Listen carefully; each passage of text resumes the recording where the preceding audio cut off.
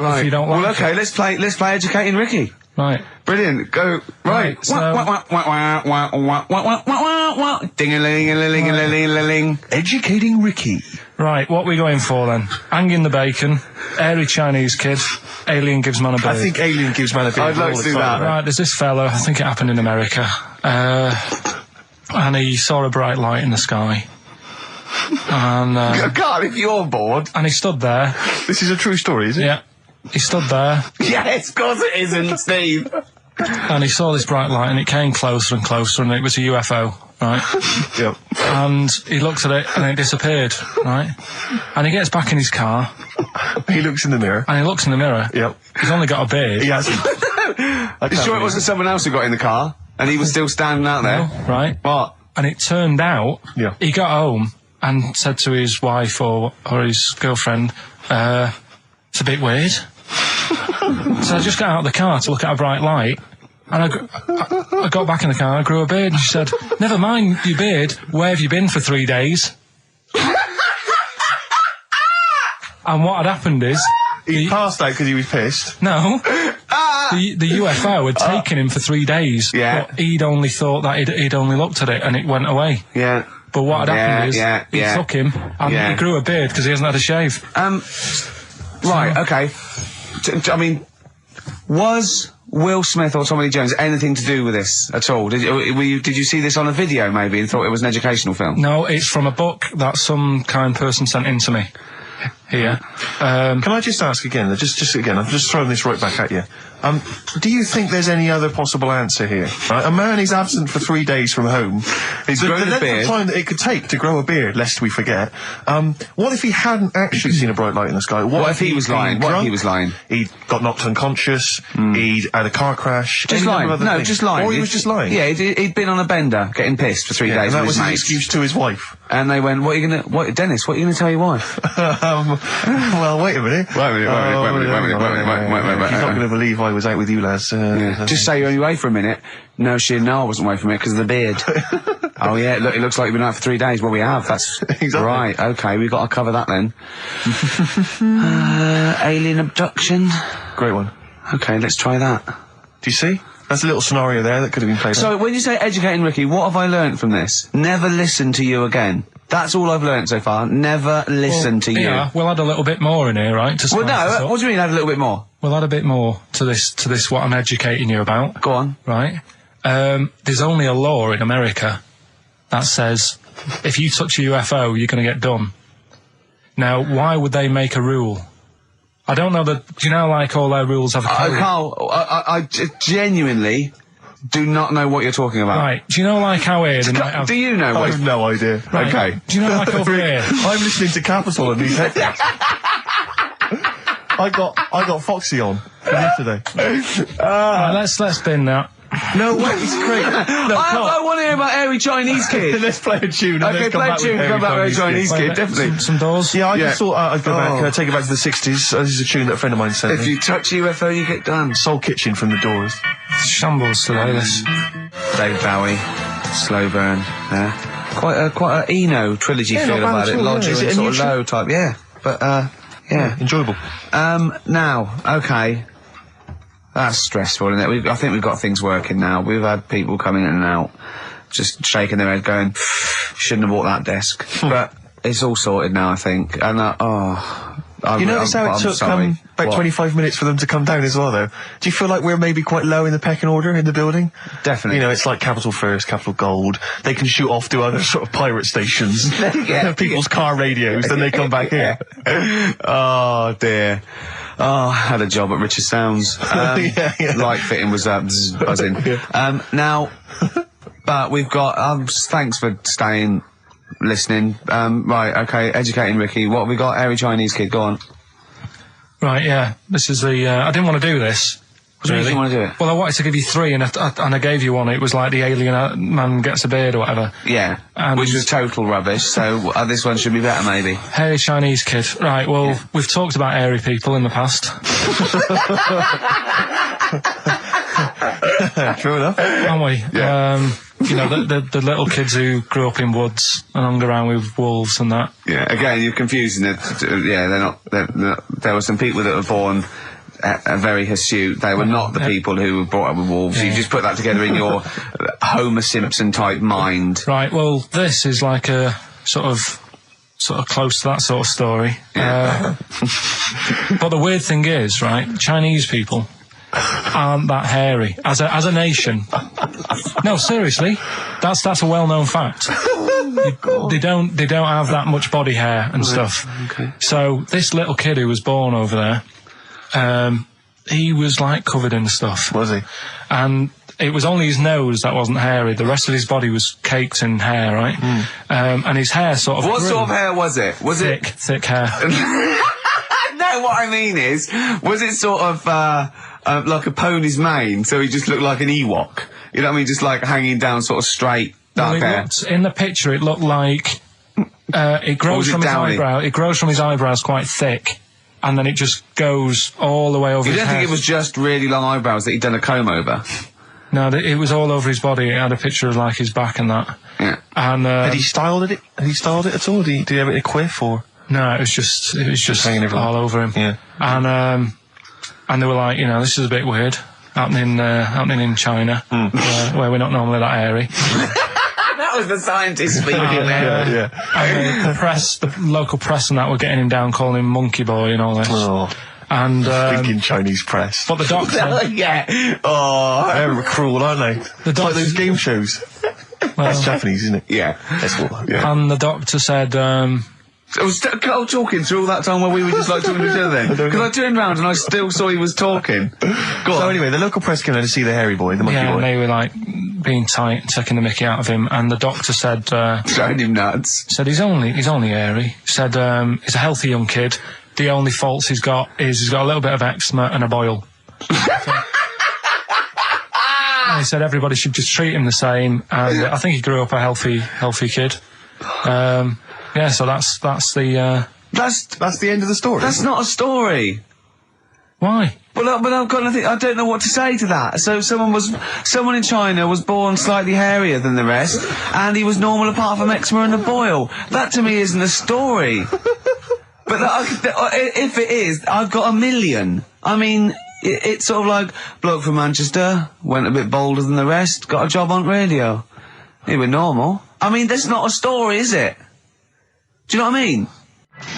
Dandy Warhols and Bohemian Like You on XFM 104.9. I'm Ricky Gervais, with me Steve Merchant and Karl Pilkington. Karl, what's the story then? Right, so what did you say you're going for? You've got your 3 titles, your 3 teasers. Well, I think I'm going to go for Don't Do That to It. You know it can't live without an edge. I'm looking forward to this. Right. Right. So this is educating Ricky, for those that Yeah. have just tuned in. Now, something that Ricky told me about when he was educating me was that a cockroach, if you cut its head off, it lives for a week, Yeah. right? And the only And reason it dies is because it can't take on water. Sure. It doesn't have a great time in that week, though, does it? No. I mean, it doesn't get much done, I don't imagine. It just needs water, and because it can't find any, like its eyes, it eventually dies, Yeah. right? No. So what? No, it's not. That's not. It's 'cause Anyway. you can't drink. Anyway. So have you heard that one about worms? Okay. I have. Go on. If you cut a worm in half, Yeah. a lot of people have said in the past that it'll turn into 2 worms. Right. But that isn't actually true. Okay. Who said that? No, it used to be like, you know, Kids at school they said it on, kids at school and stuff. Yeah. So that, you know, a lot of people think that. Don't pick him up on stuff, Steve. It's bad enough. Sure. So, but what they can do, if you get a worm, right, and you find out which end its head's at, Right. if you you've got its head there at the left-hand side, right, and if you sort of cut it in half, Right.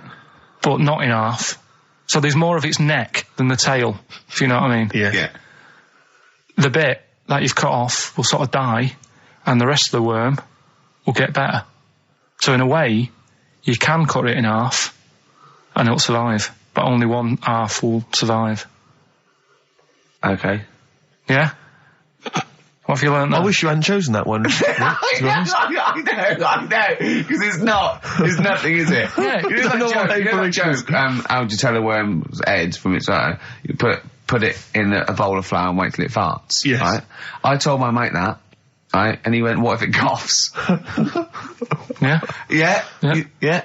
So, there is a bit of truth in that myth of cutting one in half. Where did you get this information? I don't understand where you get this information That was from the Fortean Times. It was like the myth about worms. Yeah. That was the big article that week. Did it take you as long to read that article as it took you to tell us just then? I like the fact that it starts off debunking a myth that we hadn't heard of anyway. Exactly. You know the big thing about cutting a worm in half and making two worms?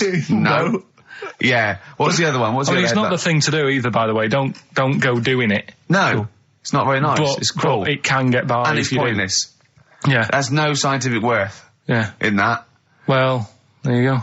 Okay then. So the others now, you see what I do. No, I'll tell you the other titles. You're not having them yet. That's the whole idea of this. People will be driving or about to go out doing the shopping. They'll think about that now. What was the other two? Well, the other two. They won't think about that. They've forgotten that. No, they will. No, they've forgotten that already. If Only It Was Raining and What's Tomato With You. Right, I'm looking forward to that one. No, you've got to tell me tomato with you. Look what's happening. You see, you already want more education.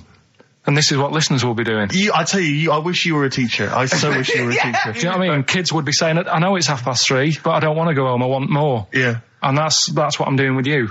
I'm teaching you. Why are you teaching me things about not to cut worms in half and what's tomato with you? Please tell me what's tomato with you, Carl. In a bit. Okay, educating Ricky, we got two left, don't we? I'm looking forward to these. We've still got two more. We've still got If Only It Was Raining and What's Tomato With You. Coldplay, The Scientist on XFM 104.9. Right, competition, isn't it? No, it's Educating Ricky Part 2. Oh, is it? Yep. I wasn't even listening. He's doing all the work, I wasn't even listening. Oh, and he spilled some water down that. Right, what's this one again then? Right. What's the teaser headline? Teaser headline is What's Tomato With You? Brilliant. Yeah? Good in. How excited were you when you came up with that? You couldn't wait to come in and tell us, could you? I think it's a good one because you won't forget it now, will you? Okay. I mean, like the worm one. What's so special about the worm? A lot of people think that if you cut a worm in half, two worms will grow, but no. What happens is if you cut the head end slightly nearer the tail than the tail will die, but the worm with the head will be okay. So, it's exploded a myth. And taught me something. Right, so the second one is part 2 of Educating Ricky. What's Tomato With You? Yeah. What this one's about is, ages ago... It's scientific. There's never a date. There's never a country, a location. Okay, settle down, children. This is A-level history. Right. Once upon a time. Yeah.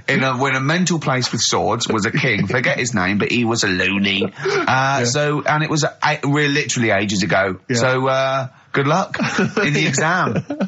Yeah. Right. So, alright, many years ago. Oh, yeah, cleared that up. Go on. They thought tomatoes were poisonous. Right? Okay. Because what hold on, are they going to be proved wrong at the end of this story? Well, because I don't want to give away the ending, but is it something to do with are they poisonous tomatoes? No. Oh, you're having a laugh. I don't believe it. Go on. They could have been eating tomatoes all this time. Oh, Steve, what's tomato with you anyway? Okay, so hang on a minute. Let's just recap quickly. Many years ago, when people thought tomatoes were poisonous. Yeah. Go on, Well, they didn't know they were poisonous then because they were still eating them. But what was happening? But they're not poisonous. But hang on a minute. All right, and it's not. I'm just going to listen. I'm not even going to talk. I'm not going to take it anymore.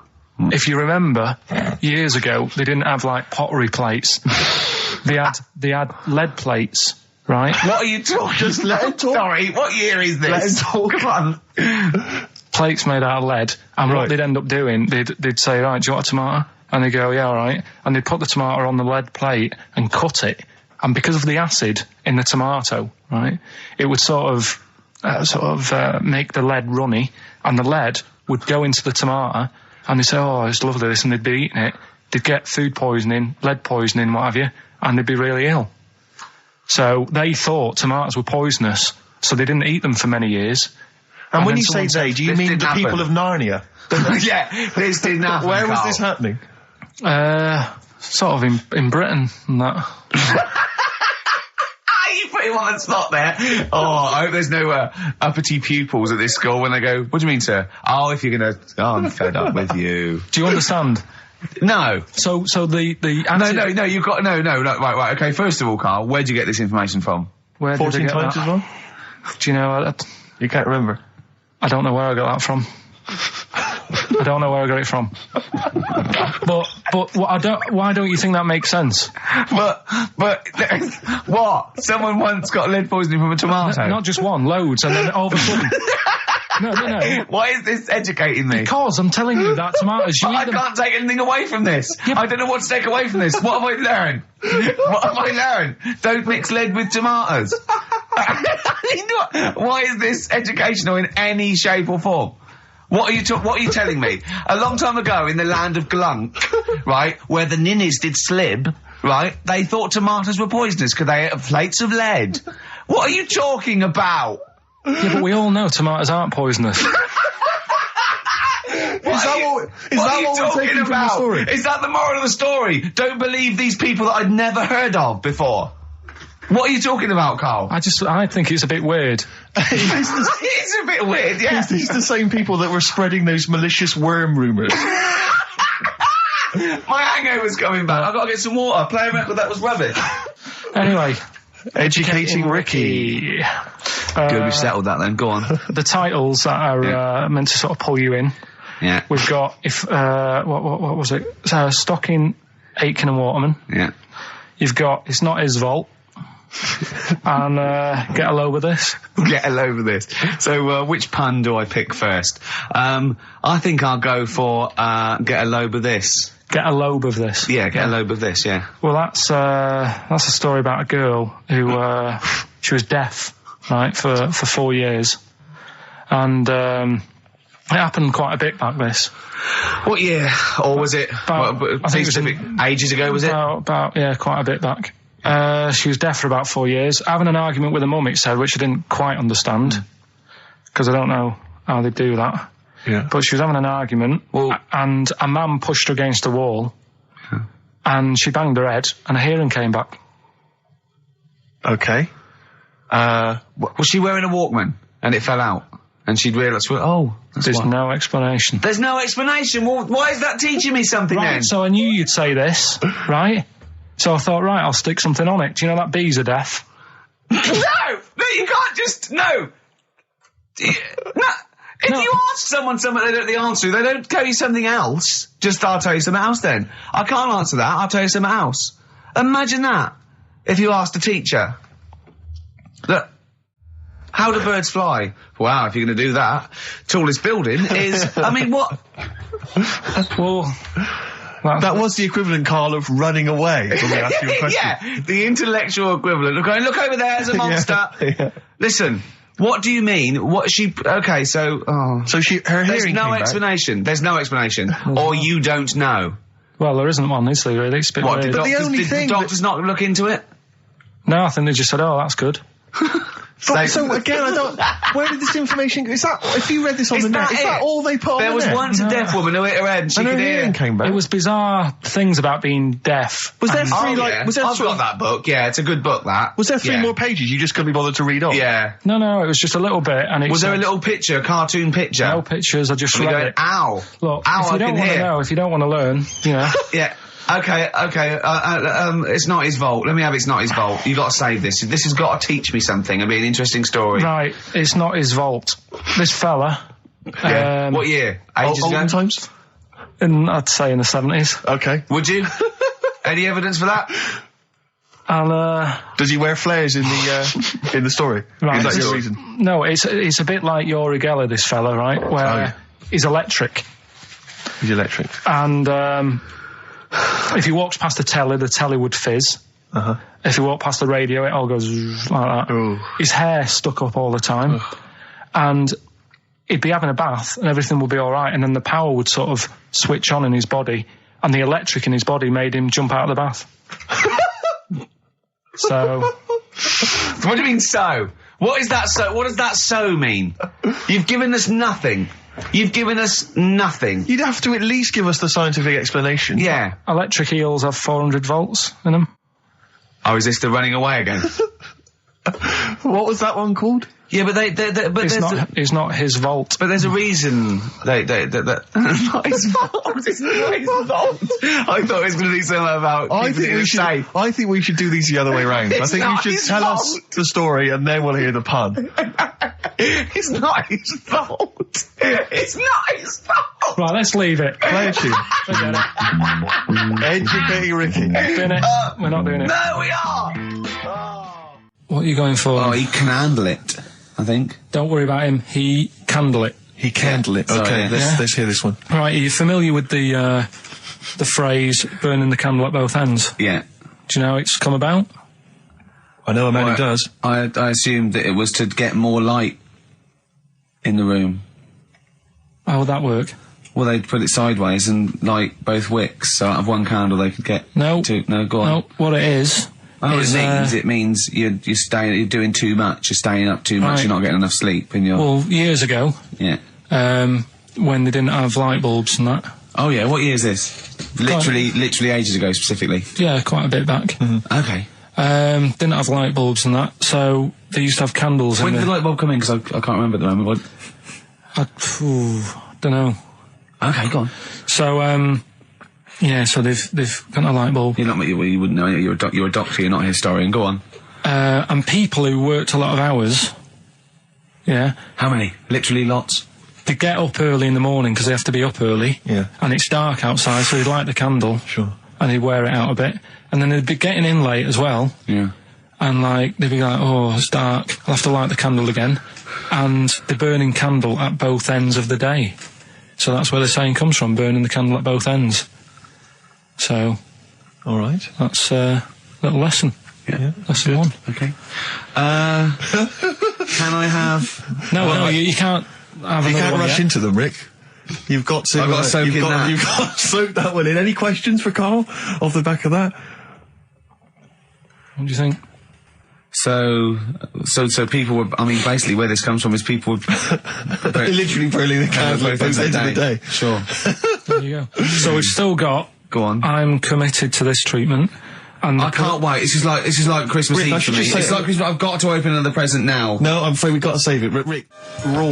Nirvana. Amazing. We were just talking. We were getting excited about that. Yeah, aren't we? got an incredible Brilliant. voice he has. And Grohl drumming it's brilliant. You know, you're right. The new one from Nirvana. Well, it's time for Educating Ricky Part 2, isn't it? I'm excited, Karl. I'm going to learn so much from this. What's the choices again? What Right, you've got left. Still keep phoning your answers to Email. Email. Sorry, yeah. The answers to Rockbusters. Yeah. Right. Okay. Educating Ricky Part 2. Right. I'm committed to this treatment. Yeah. Is one. I've got to go for that one. Yeah. Yeah. Or the other one is the police are causing a bit of a stir. He still says it like it's the best thing he's ever come up with, which in a way it is. It could be. Right. Go on then. I'm committed to this treatment. Right. Do you know the saying? Is it just sayings now? Are they all sayings? This No, week? no, they're not. Okay. No, the other one isn't. Frog in your throat. The saying "there's a frog in your throat." Yeah. I assume it's when you croak a little bit. You sound like a frog. No. Right. Might seem a bit weird, this one, right? But years ago, Oh yeah. Sorry, what is that clue? Committed to this treatment? it's about frogs kermitted. Kermit. Probably works better with a K and an ER written down. Well, also, if you pronounced it "kermitted," yeah. but not committed. Committed to this treatment! Right, go on then. That's genius. So yeah. Well, what? You go to the doctors and you go with throat hurting a bit. Right. And what they did ages ago. Ages ago. What year was this approximately? We are going back quite a bit with this one. Oh, okay. Go on. And the doctor would say... Did history. Imagine years ago. Go on. and the doctor would say, right, keep your mouth open and I need to look at your tonsils. And the jaw would ache a bit because they weren't as quick back then because they didn't have the technology and stuff and they'd have to like stare at it and study it and stuff. And like they get an achy jaw, right? Keeping their mouth open. Yeah, like you get, when you eat a Mars bar or whatever. So they'd sat there, and they used to always close their mouth, and it used to annoy the doctor. Right? Oh. So what they did, they used to get a toad, Right. and put it in the mouth, Rubbish. Okay, keep talking. Keep talking. and that way they couldn't close the mouth because either they'd squash it, Right. or apparently you're not allowed to lick a toad's back.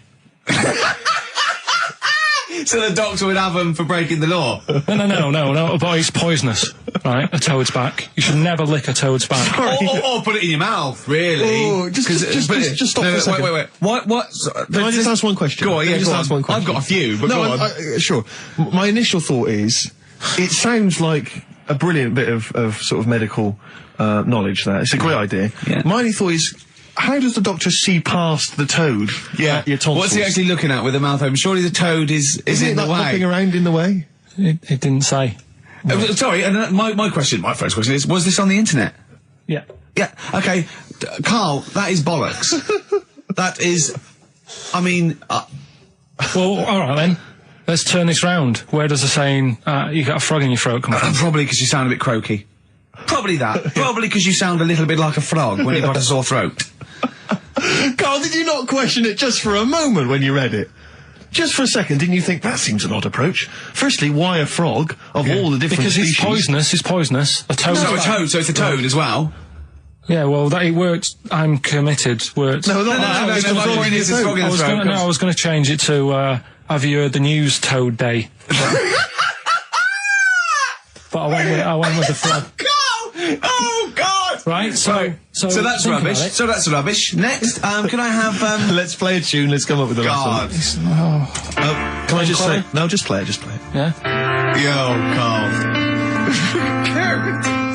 I have to thank my mate Dave, who sent me an incredible 4-disc compilation. That was one of the tunes on there. looks professional. It's amazing. incredible, The yeah. effort Oh, is he's gone to too much commendable. effort. Ben Queller, it's a track called In Other Words from his album Shah Shah. Open wide. Oh dear, that's interesting. Oh, here, doctor. Look, you've actually got a frog in your throat. I didn't get there. I put it in there. That's the most ludicrous story I've ever heard, Carl. Why don't you think when you read these things? I think there's always going to be a bit of truth in all of these. I mean, that fella called up, didn't he, and said, I'm not sure about the, putting a frog in your throat if you've got, problems with your tonsils or whatever.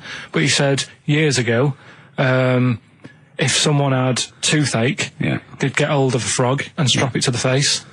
Yeah, sure. So maybe down the line, maybe they did. Maybe they didn't do it for long. I think Caligula made his emperor a horse and emperor as well. But I mean, well, what about the frog thing with a poisonous back? It's rubbish. that's true. No, the toads have the secretions in the Why? But they didn't put it in people's mouths. No, so well, I'll tell you why.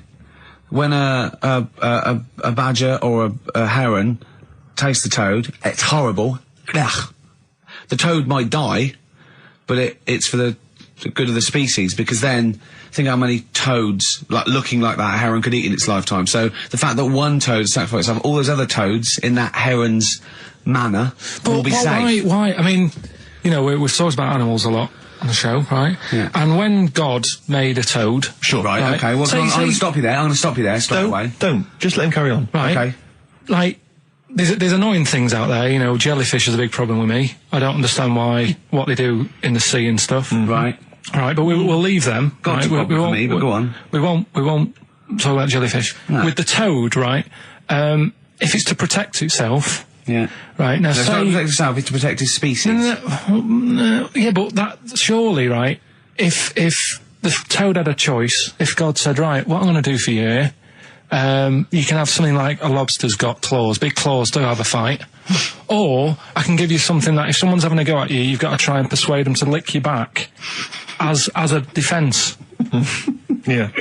What use is, right... Oh, God's a... Well, I'll tell you why. What is God The up fact to? that there are still toads around is a testament to that defence working. That's all I'm going to say, okay? If the toad had died out, you'd have a point. But they're still around. It works, alright? And don't start slagging God off. He's got a lot on his plate. Basically, I think he took on too much. Particularly in 1 week. Exactly, it was crazy. Danger High Voltage, Electric 6, XFM 104.9. I'm Ricky Gervais, with me Steve Merchant. Carl's getting all flustered because I put an elastic band around his head. And we've had a definition of... Well, hang on a frog in the second, throat. because there's an update to that, Rick. Go on. We did just have one definition here of a frog in the throat. Apparently this has come from some internet site, so who knows how convincing it is. But it says frog in the throat, meaning suffering from temporary hoarseness, needing to clear the throat. Origin from the Old English frogger, meaning hoarseness. That's from Chris. Now, that sounds slightly suspect to me. Why? But frogger? I mean, it seems odd that it would derive from that when it so clearly appears to be you sound like a frog when you have a sore throat. Yeah, but the word frog could come from Frogger, because it sounds like it's croaking. Wasn't Frogger a game you could play on the on the Spectrum? Spectrum, Great game. But Yeah. listen, hang on, there's an update to that, because just to The common frog, of course, Rana tempora, that's the Latin name. Well, your toad is Buffo. You may be trying to show off, but I think you're about to embarrass yourself as well, on. because you've been slagging off young Karl. Yeah. It says here, another email, it doesn't tell us who it's from. Although it's hard to believe now, at one time, medieval physicians believed that the secretions of a frog could cure a cough if they were coated on the throat of the patient. Yeah. That in itself sounds repulsive, but what makes the idea even worse is the application of the secretions. Instead of painting the treatment on, something which may also have seemed rational, a live frog was placed into the mouth of the sufferer, where it remained until the physician decided that the treatment was complete. Right. Apparently Shakespeare's son-in-law, that's a question mark, I don't know what that means. Anyway, it's no wonder that today a froggy or croaky attempt at speech is said to be a frog in your throat. So, you can see that what's happened there is Karl's misread or been slightly misinformed about a medieval practice. In a sense, you're both winners, just for taking part. I'll bacon in the morning if you're sick of having me. Right, I'm having that one. That's brilliant. Right, well, it's a saying. Do you know cold shoulder? Giving someone the cold shoulder. Yeah. All right, if you have someone round at your house and you know you try to get rid of them and they're hanging around and stuff, and you're like, oh, I wish they'd go. I'm tired and that. Well, years ago. When? Literally years ago. Well, ages ago. Sort of. Olden times. I think it said medieval times. Yonks ago then, yonks ago. Yeah. Medieval, yeah. We're going back quite a bit on this. Well, one. you know when you find out these books, why don't you just pop down when it was? Just make a note. I don't think it says all the time. It just sort of says, you know, a few years back. Yeah. No, it doesn't. Well, Never. All right, I'll make an effort next week. Okay. Right? So, it's annoying that, because my girlfriend said to me, just make a note of the time, they'll stop having a go at you. Yeah. Yeah? And I kind of thought, it's all right. Didn't listen. I don't think it matters anyway in this one. We're looking at the saying, right? So Yeah. it's giving someone a cold shoulder, right? And what it is, right? Ages ago, there wasn't enough houses for people. Right. Because there wasn't much money being made. You know, there weren't big businesses. People weren't earning good money like they are now. So there wasn't as many houses, right? So what you ended up getting is like, you know, the rich people having a nice place to live. Oh. And the poor people were like wandering about, you know, looking for places to live and that. And what they ended up doing is they had like, people would go around to the mate's house and say, look, I haven't got anywhere to live. It's a bit cold. Can you let me stay? Right? So they'd go, oh, all right, then you can stay a couple of days. But they ended up staying for like weeks. Yeah. Right? So to sort of get rid of them, what they'd end up doing, they'd be making the dinner, and they'd be making a lovely dinner, like a bit of meat, nice warm meat, and nice veg, gravy. And This happened every time, did it? This is where the saying came This from. is what happened, Rick. This is what how happened. happened every time. It was in that vague book. The book of vague sayings and stuff. Right, so they'd be making a nice meal, but what they did, they looked after all the family. But the person who won't go home, they just give them some, like, sort of a cut-off of cold meat. Right. So they'd say, you're giving them the cold shoulder. Meaning... Right.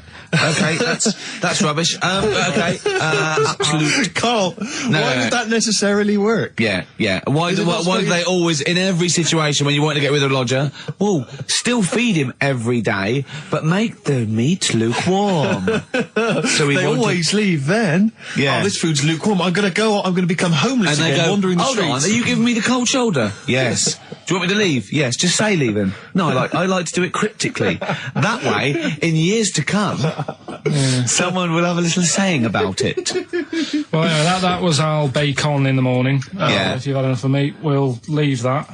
Well, Bacon in the morning. Oh, bacon in the morning if you've had enough of me. come back. What are the others? Just tease us again with the others. We'll come back to those. You've got, he's a bit of a nuisance, and we'll have a big fire tomorrow. Nice, looking forward to that.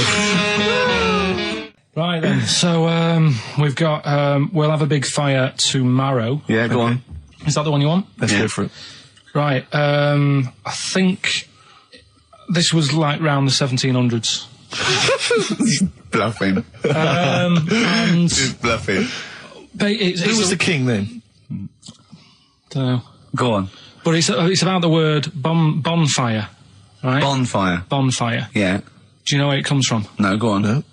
Right, what happened is it's got nothing to do with Guy Fawkes and that, which is what I thought when I saw it. It's got nothing to do with that. But ages ago, at 1700s, Yeah. right, they didn't have enough houses, like I mentioned. Okay. Yeah. So if that happens, you get people living on the streets. Uh-huh. You get Sure. diseases, people aren't cleaning properly. So you get more deaths. Mm-hmm. All right? Yeah. So think about it. You've got all these dead bodies lying around.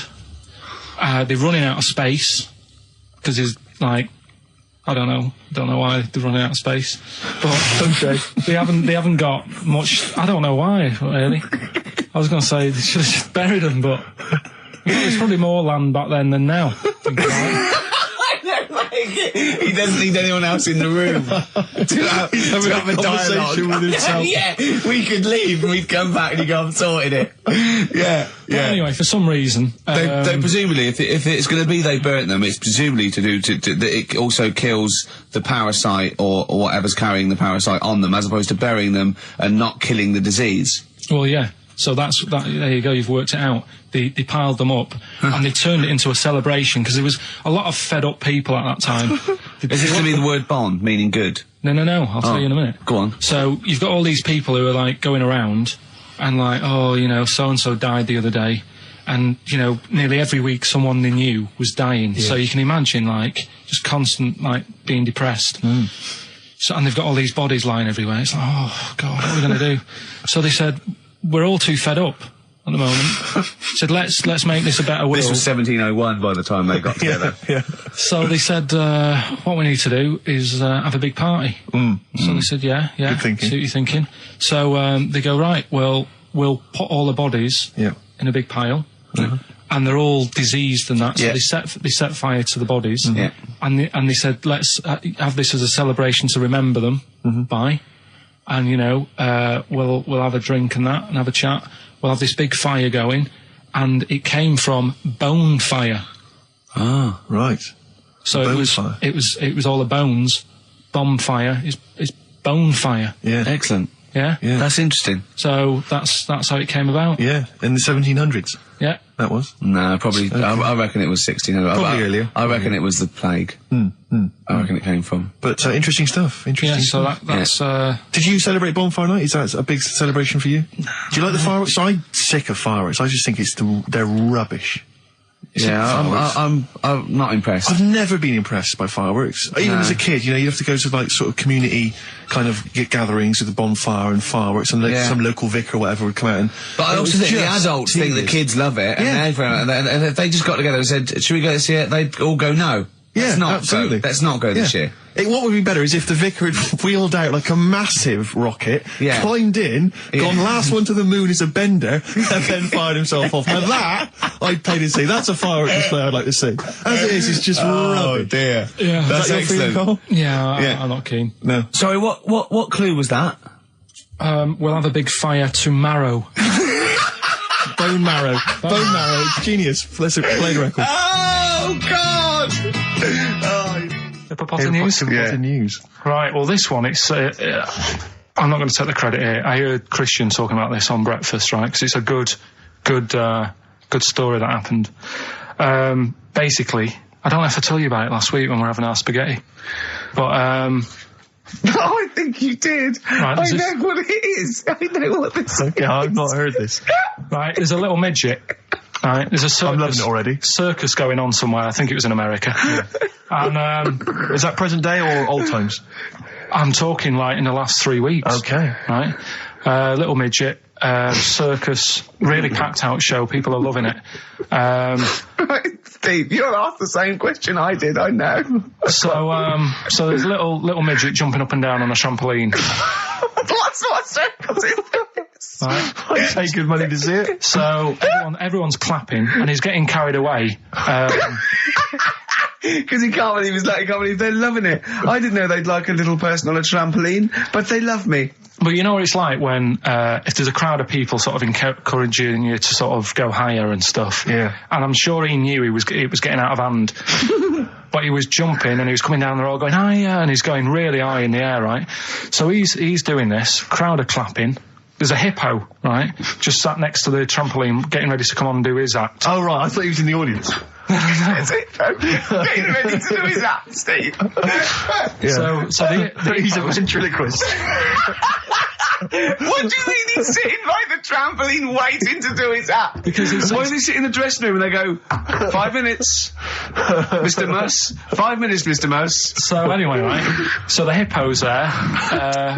He's getting annoyed, is he? Because the midget's He's going, how can I follow this? This is really annoying. They're going to be, no. So he's thinking, he's already done the trampoline, my pogo stick act is never going to work. Yeah, go on. So there's a hippo waiting. It's a great story, and I just know he embellishes it or it gets slightly wrong. Go on. So there's a midget jumping up and down. The hippo's getting annoyed. The crowd are going mad. The midget's loving it. Can't believe his luck. Although you think he probably knows he's dicing with danger. Yeah. So next thing you know, they're all saying higher. He gives it one big, heavy sort of landing on the trampoline.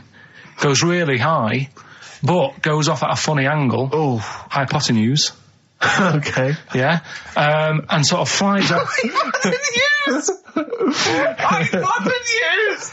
Sure. Flies off at a funny angle. Ooh, dear. Hippo's there, swallows him whole.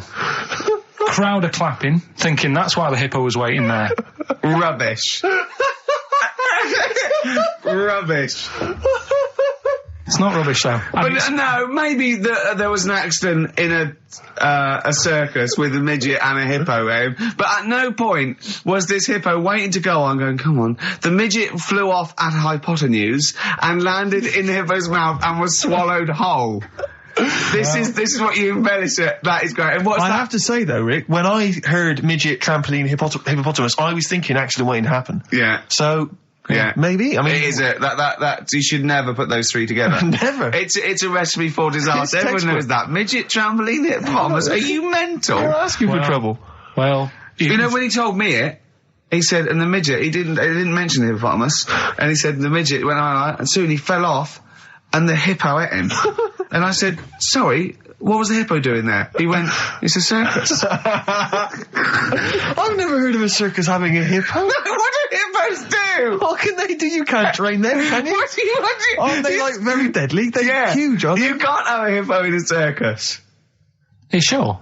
You're not thinking of Zippo? He's neither kind. Yeah. No, and it wasn't some sort of where Zippo was eating a midget and it's some sort of horrible sexual act. No, it was definitely, I heard it on breakfast, right? Oh, okay, sorry. No, it's definitely fact. Yeah, okay, it's definitely right, truth. okay, good. Can you believe it? Can you believe it? So, they're the two that are left. Which one's you going for? Can you believe it is not that picture, is it? That we saw. Which picture? The bloke with the... No. Right, no. okay. God, that was bad. Right, okay. So... I just better explain we that. We can't really discuss this on air, can we? Well, we can. Steve brought in, Karl, the best book ever, which is, what is it? I found it when I was moving house. It's an FHM publication, and it's kind of like lots of grotesque pictures and stories, and like a book of freaks and weirdos and grotesques. And Karl opened it, and the first one was like... At the back. At the back. Well, you couldn't believe your luck, could you? What was it? What was number 50? A bloke with two heads. And he said, what's number 1? Yeah. And then number 6, there's a bloke who's a squid or something. Octopus. Yeah. Yeah. He's loving it. At number 1, he said, well, it's just a fella under a rock. And I went, oh no, read on, I think I know about this. And it's the fella that was found, he caused a landslide while having sex with a chicken. And they pulled him up and there he is, the chicken. Right, so Karl could not believe his luck. So it's not that. Can you believe it? I'll have that one. You're going for that one? Yeah. Right, well, we've talked a lot on the show about... We've talked a lot on the show. Yeah. About animals without heads. We haven't! Wow. We haven't. We talked about cockroaches could live without a head for 7 days. Yeah, we talked about that, and then of course there was the well-known one about the fella who had his head cut off, and he blinked. He said to his mate, "Count how many times I blink when my head comes off." Yeah, when you told it to me, you said his head came off, and he said, as he said, it was in the basket, he said, "Quick, count how many times I blink." And it was Nick Frost that had to go, "No, Carl, no, he said it before." I went, and that was lovely. So yeah, we've talked quite a lot about things heads coming off. Go on then. Well, this one, yeah. Right? Back in 1945. You looked up the date. It's got a specific date. Wow. Mate Jonathan sent this one. You know him as well. It's a lad at the BBC, right? He emailed this one in. So thanks for that. Chicken. It's called Mike. There's a chicken called... Sorry, I missed a bit there. There's a chicken called Mike. A chicken called Mike. Okay. Right? Yeah. What happened was, it was living on a farm, right? Loads of chickens knocking about. And the owner of the farm is like, getting ready for tea, and his wife says, go out and get a fresh chicken, because my mum's coming round. So he thinks, well, I want to get a good one in, because I want to impress her. Cause back then, even then, they wanted to impress the mother-in-law and that. So they said, all right, I'll just nip out and get one. So he sees Mike, chicken, running around. Is this during the war or after the war? 1945, I'd say that was after. No, it ended in 1945. Yeah, okay. September, go on. Yeah. So, chicken's running about, he thinks that one, that looks alright, I'll have that one. Mikey. So he picks it up, and he cuts his head off. Oh. Puts it on the block, cuts his head off, runs about a bit, like they do. He thinks it'll stop in a minute, keeps running about. And what's going on here? Right? He's now like chasing the chicken without an head. Yeah. He's saying he should die in a minute. Anyway, doesn't die. Chicken's walking around with no head. Lives for 18 months. Yeah. Chicken with no head. Yeah. What do you think of that? Well, I'll tell you, I've heard this story before, Rick, and the explanation, as I understand it, was that certain vital cords, spinal cords, weren't severed when the head came off. So that was why it continued to live. Yep. I don't know if that sounds plausible. It's fine. Absolutely fine. How did it take on protein and energy? The fella who owned it, he said, well, hang on a minute. He said, I could kill it now. But I've got a wonder chicken here. But he's thinking, it must really want to live. Sure. Right? If it survived that, I've got something here. Yeah. So what he does, he gets a little eye droplet thing that he used to use on it. Obviously not anymore, right? And he filled it with grain and water, and it had a big hole in its neck where its head used to be. And he incredibly. And he dropped. You know what? There's. I mean, that is possible. Then, if it, without infection, without infection, if he was taking on things, it is possible, right? Why? Why what? Why did he do it? How cruel is that? I mean, it's not cruel because the chicken obviously, He said if he thought it was a bit fed up, he would have killed it. He said, but it was running around quite happy. Well, it wasn't fed up at all because it had no brain. Well, what do you mean? Wow. I'm just saying it was nothing. It was just sinew and nerves and electrical impulses breaking down energies, right? That's all it was. It didn't have a brain. So it was, but I'm worried about the psychology of keeping a pet without a head. I'm worried more about what the farmer was thinking than the chicken. I tell you this, the question I'm asking is, was the mother-in-law impressed? I mean, that's why he's out. That's why he's out to shot Mike's head off. This is lovely, but it's just the head where you don't kill a chicken like that all at once. I thought we were having chicken for dinner. Come and look at this, running around the yard. Yeah. Oh dear. So, there you go. You've learned something there. Yeah, I have learned something. Yeah. Yeah. So. One more. I've learned that farmer was very strange indeed. Yeah. There you go. I have to say, to be fair to Carl, I have a feeling like when I read it, the reason he kept it alive was as a novelty. He got charged people to come and see the incredible headless chicken called Mike. Right. So, here we are. That's great. Oh, am I gonna have to thump you? Yeah. Do you know the saying, shut your face? Yeah, I've heard the well-known Shakespeare, isn't it? Yeah. Do you know how it came about? No, Joe Dolce. Go on. It's ages ago. Oh yeah, literally. Like knights who wore armour. Okay. That's armour gonna have to thump you. That's how it came about. Okay, armour. They wore all the stuff and they had the helmet, and say if they're guarding something at night. stood outside a castle or something. Yeah. And there's probably going to be 2 of them. Right. So they stood there talking and that. And, talking about stuff. And The future. Sort of, medieval stuff. one of them was like, "Oh, we should shut up. You know, I've been stood here for hours," and he's going on and on. Yeah, sure. So he'd say, "Shut your face," meaning, shut the guard down on your helmet. The visor. And I can't hear you then. Uh-huh. So shut your face. Shut your face. And that's Okay. that's how it came about. Well, I suppose that's... It would be interesting if I could just rely on it. As I'm not sure it's true. I yeah. know, I just never know. I can... It needs to be corroborated. It's like, I don't know where he got it from, but anything via Karl is precarious. Yeah, I mean, I feel like maybe you should give us your sources next time. You know, tell us where you got I'll this tell you. information from. Got it off the internet. Yeah, but where on the internet? I can't remember where that one was. I mean, I always go through like the news pages and stuff, and I This news should be updated because they've only reached the 17th century, which was last week with people eating tomatoes off lead but then plates. I look at, Go on, right, okay. like, what are you having? What are they again? Is the tip included? Yeah, go on, that one. Right. In Turkey, Nice. it's not, actually. That's where I went, and there was them little fellas after Suzanne in the kitchen. What? What do you mean? We went to Turkey. You went to And, Turkey and there were some little fellas. Well, they had quite a few sort of midgets working in the kitchen. Why? Is it a theme? No, Was it a it's theme just- holiday? I don't know. Might get them cheaper or something. Was it... So they You were get them working, cheaper? They were working in the kitchen, and one of them fancied Suzanne and kept sort of eyeing her up, and she was winding me up saying, "Oh, Not eyeing up and down, just eyeing her up. fancy." Anyway, no. So What anyway, was she doing in the kitchen? no, it's like a pick what you want to eat type buffet, but you have people clearing the tables and that ready for you to come along, Are they low tables? and you know, he was just keeping an eye on her. What did he say though? Was How he? did he What make was this he? Was he? clear? It was Turkish, so I don't know what he was saying. But he was. He was. Little fella, yeah, Did he talk What do you to her? mean a little fella? What do you mean little fella? sort of dwarf-like. What do you mean dwarf like? He had magic powers or he was 4 foot? No, What do you just mean, A Karl? little bloke, just like a normal bloke, but small. If you stood him in the desert, you wouldn't know. But he'd be hot and nothing around says, right, Karl. You should watch out for the monkeys. Yeah, underground. There's underground monkeys Look, in look, Texas. you can't just say there was a little midget fella who was eyeing up my girlfriend and then leave it. What do you mean? What was happening?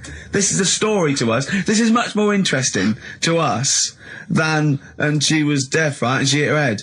That's much more I don't interesting. understand how it manifested itself. Did he come over and say something? No, do you know when it's like girls know, don't they? When someone fancies them.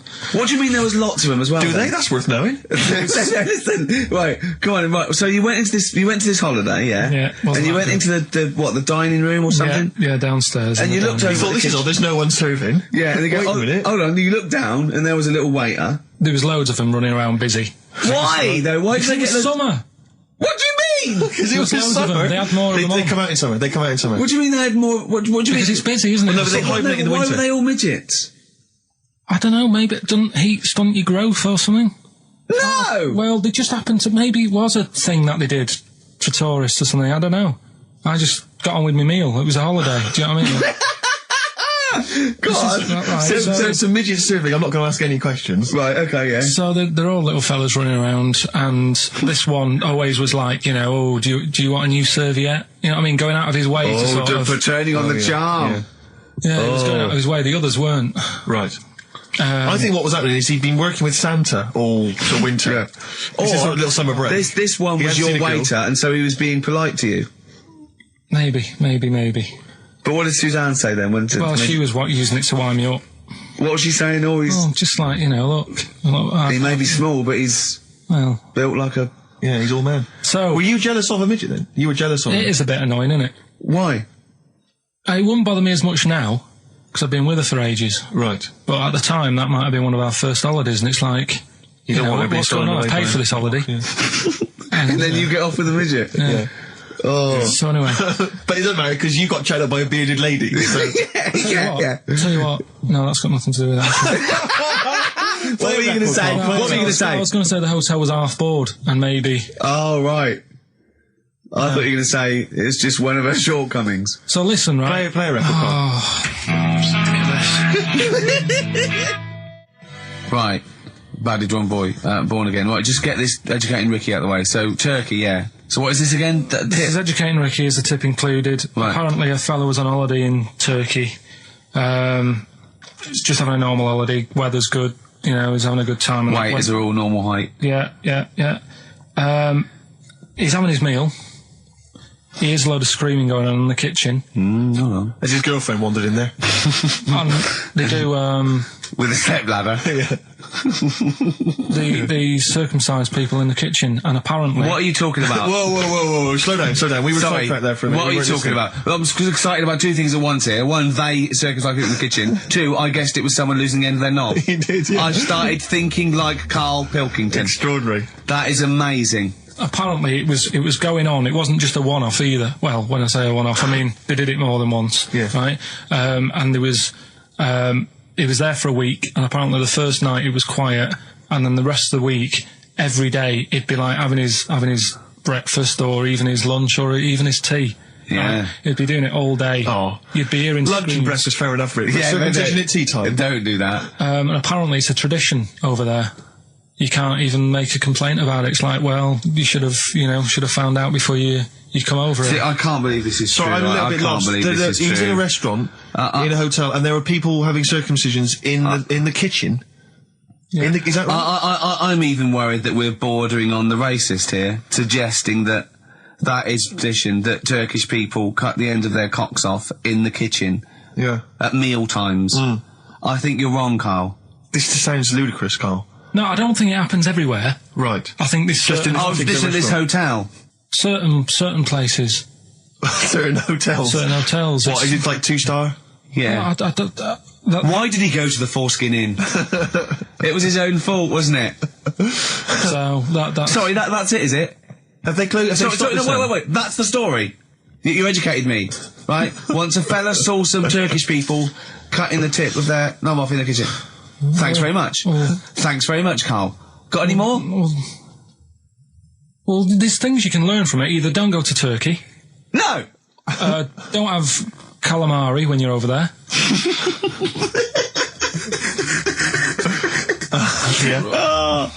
Karl, you've done it again. Well, You too. I love that one.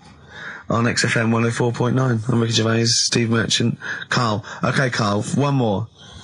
can't we just... Don't get the ump, just because so far you've come up with nothing. What's the last one? Give us the teaser clue It again. was, I want to come here in hindsight. I wouldn't have come here in hindsight. Yeah. Right, give me some education. This will be the thing that teaches me something. I can feel it in my bones. Come on. There's a kid in Kenya. He was messing about with some beans. Magic. We guessed that as well. You did, yeah.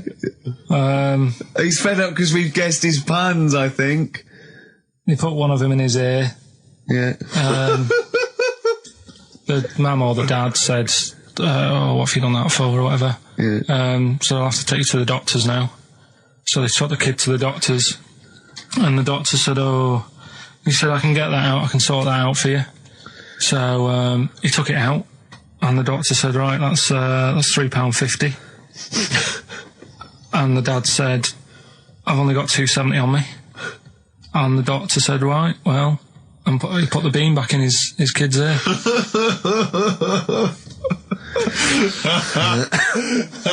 I don't know what to say. I don't know what to say. I mean, A couple of questions from me, very quickly. Are you sure that those were definitely the sums involved, were they? Well, the equivalent of whatever the deal with in Kenya. Yeah. It was the equivalent of, you know... £3.50. So what currency was it, Karl, that you translated into sterling? I don't know. No, it was saying in the thing, it said the equivalent of... £3.15, £2.70. Did it say that? Yeah. So Did it say that? Yeah. Karl, look at me. Did it say that? Yeah, it said that was the... Did it say that? Yeah. Yeah, it did. It definitely said that. Definitely. Yeah. So... Oasis, Live Forever on XFM 104.9. Right, we're in the swing of things. It's mine and Steve's favourite bit of the whole show. This is what we do this show for now. Educating Ricky. Yeah. Go for it, Karl. You said that learning can't be fun. Yeah. Yeah. Okay, I'll go for the one... What's the one about the butcher going down the butcher shop? You've got get your kit on, we're off down the butcher's. Yeah. You going for that one? Yeah. Well, do you know the saying, don't let the cat out of the bag? Yeah. Do you know what it means? Yeah, well, don't give away a secret. Right. Well, do you know how it came about? No. Well, ages ago. Before, like... Ages ago. 17th century? Yeah, before, like... Yeah, 17's good. Yeah. Before, like, you know, proper butchers and Jewhursts and supermarkets and that, you used to get these blokes who sold meat. Right. Butchers, they were called then, I think. Yeah, but the difference was they didn't stay in the same place, they moved about. Right, so they'd turn up on a street corner, right, and he'd have, like, loads of carrier bags of, like... Carrier bags?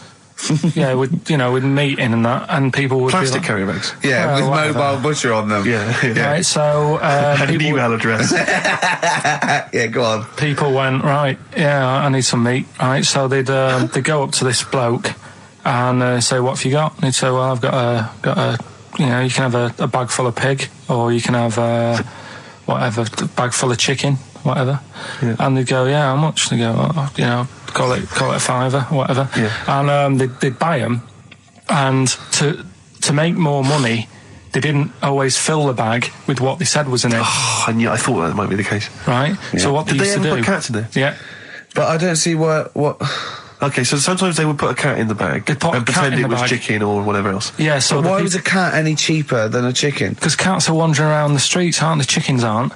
So they'd get a chicken, they'd put a chicken on the top so that when they look in it, they'd go, yeah, that's all right. Got a bag full of chicken. They'd get home to make the dinner, and they'd be like, what are we having tonight? And they'd go, well, you'll never guess. And they'd have, like, you know, well, you can have a chicken leg, and, you know... But it wouldn't be, it would be a we've got- cat. They'd have to defrost a pizza. Yeah. Did they mind that they were eating cat then? In those days? He didn't say. He just was saying about the saying, don't let the cat out of the bag. It's like, you know, if they see that, they're going to go mad. Well, so it was the people that were doing this, it was the dodgy butchers that coined this phrase. Were they saying to each other, don't let the cat out the bag? I.e., what I mean by that, Jack, is don't let them see the cat. Yeah. What we've stuffed in there. Yeah. Dodgy butcher, there's another phrase, isn't it? So that's the first one. Is that a euphemism or is that dodgy butcher? As his meat delivered around the back. Sure. So that's that one. So let's get your kit on. What does that mean? It's a euphemism for homosexuality. Okay. And meat, presumably, in that means different things. It doesn't. It's a word that is also a male would bird. it mean chicken or cat necessarily in that context? Or well, I suppose it could. Yeah. Carl's look at him. Carl looks at you like a cat. Yeah. Whenever we leave him behind, if we don't talk like straight at him and let him see our lips moving, and it's, you know, monosyllabic and very easy to understand. Look, he's lost in that conversation there. He just drifted off, didn't you, Carl? No, I just was also thinking on animals and that something else was going to use. Go on. Alright, that's Aqualung. Good time's gonna come, innit? Right, Carl, come on in, educating Ricky. So, don't let the cat out of the bag, that's where that comes from. Comes from a crafty butcher. Have you ever read the White Van Man column in The Sun, Carl? I've seen it. Are you familiar with this? This is where every day in The Sun they interview a guy who drives a white van, just, you know, in order to get the kind of voice of the man on the street in the paper. And he has to answer, or just give his opinions, really, on events that have made the news each week. There have been huge rises in street crime, especially muggings and carjackings. What's your view there? More youth clubs are needed, aren't there? You think more youth clubs? I like that. No? Okay. I like that because it's so 1950s. Yeah, it's sort of like you want a bobby on the beat that'll clip you around the ear. So once they've come out of national service... Yeah! No, I love that. And if you find someone smoking a wood bomb, you make them smoke 50. Yeah, exactly. Oh, this is great. That is great. Did you used to go to youth clubs? Yeah. And they kept you out of trouble? You used to get into a fight afterwards when Sure. you came out. But for the sort of hour and a half you were Alright, there? You had a bit of pool and some boxing and Yeah. a bit of pop. Yeah. So more youth clubs, that's good. I love him. I love him. If you're at home, just make notes, because this is brilliant stuff. Honestly, you won't hear more honest, from the heart Exactly, stuff opinions. than this. This is great. Go on. This is not pre-planned. These are your direct responses now. Oh, as you hear I these. promise you, Carl did not know what we were going to do. He never knows what we're going to do, and he always answers honestly. That is the beauty of Carl. What is your it's not view- an act. What is your view, Carl, on New York's former mayor becoming Sir Rudy Giuliani? Sir Rudy Giuliani. Is he happy with it? He appears to be pleased with it. Let it go ahead. Fair enough. Okay. Go ahead. Oh, he's genius. Okay. Is he happy with it? He's like your nan. Yeah. What do you make of a cat that's been cloned in a secret 2.5 million research project? To find out what? If What, they to can clone clone it? cats, yeah. Have they had to hurt it? Sorry? Have they had to sort of hurt it to do that? Have they had to hurt it? Yeah, or is it just scraping its tongue for some stuff? I think the cat's fine. The point is that they're cloning another creature, which is potentially very dangerous. Have you seen that film where they bring Hitler back? That cat. What if that cat turned out to be a world dictator? Exactly. What do you reckon of No. cloning generally, Carl? You concerned about it? When they're cloning for organs, I you know, don't they grow them for the, you know. Do you know what cloning means? Yeah, it's when you, like, make something else that's the same, isn't it? Right. Yeah, I mean, it's not going to do any harm. Okay. And finally... When you on the World Council. Yeah. Finally, what do you make of some city workers who were caught bonking in the glass lifts of the Lloyd's building? What do I make of it? Yeah. Is that a problem for you? Do you think that's unprofessional? Was it the lunch break or... I think it was lunch break. With their own- All right. It's their own time, I think, fair enough. It only takes 45 seconds to go from the bottom to the top. Is that a problem? They moved quickly. They acted, on instinct. You think fair enough? If that's their natural instincts and they're both consenting, you think fine? Yeah. Okay. Thanks very much, Carl. Thanks very much, Carl. Carl, Right, we'll Steve, have more of Carl's world-weary opinions next time on the show. Now it's time for White Van Man. White Van Man. Yes, for explain those, what it is. that don't buy the Sun, they think it's beneath them. White Van Man is a column they have, I think, every day, actually, and they just get sort of some, Joe Public to kind of comment on the week's news. Just seems to me, that it might be interesting to get Carl's views on some of the big events. Not because we think that Carl hasn't got a valid sort of viewpoint. No. Because Carl sees the world differently to some people. That's all. And that's what's interesting. Like an artist does, or a... Exactly. Yeah, he's very bohemian in his outlook. Yeah. Do you feel that you're up to scratch on this week's news? I don't like this bit. Do you? No, just relax. Why not? It's pressure. No, because you just have to give us your first opinions. For your honest answer. That's all we've ever asked of you, Carl, and it's all you've ever given us. Your honest, your first from the heart view, yeah? All Don't right. worry, just relax. Just chill out. Are you worried that people are listening and thinking you're an idiot? If my girlfriend's listening now, go and have a wash or something. Go and have a wash. Not very nice, is it? Is it the opposite of Napoleon and Josephine? Yeah, go on. If you're going to visit me again, Josephine, for Christ's sake, wash. Well, I'll ease you in with something fairly easy, a music-based question. Kylie Minogue versus Dido as Queen of the Brits. What's your view there? Go and have a wash. It doesn't really matter, does it? It doesn't really matter. What does it really matter? With the Brits. I was watching it the other night, and I think Kylie will be a good-looking old woman. Do you ever do that? Sort of I want to, Steve, I want to celebrate with you. Every time he opens his mouth and says something like that, I want us to open a bottle of champagne. I know what you mean. Do you know what I mean? It's sort of like we did that. Yes. No, do you Go ever on. do that, though? Look at people, and another person who springs to mind, Jenny Powell. I don't think she's that good-looking now. Who's Jenny Powell? Is she that girl that used to be the assistant on Wheel of Fortune? Yeah. John Leslie? Yeah, I think she's a bit over the top for a young woman. But when she gets older, I think she'll look... Be a bit of a stunner. Okay. So for you, Kylie Minogue, whereas you don't feel that about Dido, is that right? She's alright, she's normal. I prefer Kylie's sister to Kylie. She Okay. looks, I could imagine her being hard work to live with and Who, Kylie? not Right. being washing up and that. And Right, sure. being a bit fussy. Okay. And what do you make of taxes rising in the next budget to pay for NHS improvements? Well, my dad went to hospital to have an operation once, Yeah. so I feel like it's worth paying it, because I've got something out of it. Because people might have to go to hospital. Yeah. Yeah. Well, it makes a change when it's someone in your family, doesn't it? Yeah. Because you sort of realise... Yeah, a change is as good as a rest. And the weird thing is, if it weren't for my dad, I wouldn't be here doing this show, because when he was in hospital... Well, no, I'll stop you there. Yeah. To be honest, that's all you need to know. You wouldn't be here, true, but no. But Well, no, because this was after I was born. So, I would be here. But for his more direct involvement was what? Yeah, because when my mum was seeing my dad in the hospital, I got a bit bored, went for a wander, found the hospital radio station, Yeah. and got a gig. Really? So, in a real sense, if it wasn't for Carl's dad, Carl wouldn't be here. And did your dad, while he was listening to you, did he, sort of tap the nurse and go, can you get that 12 for you? Who's put him in that app? Yeah. Oh, go on. Okay, What do you make of the real-life Mowgli who's surviving in a Transylvanian countryside? Apparently, I don't know much about this story. I don't know. You know Mowgli, he's the guy from the Jungle Book. Yeah. The little kid that grew up with bears and animals and stuff. Apparently there's a real-life one in Transylvania. What were the things in Gremlins? What were the what? Like in Gremlins they were... Wait. Okay, this is an example. This is what your girlfriend said. Think. What were the things in Gremlins called?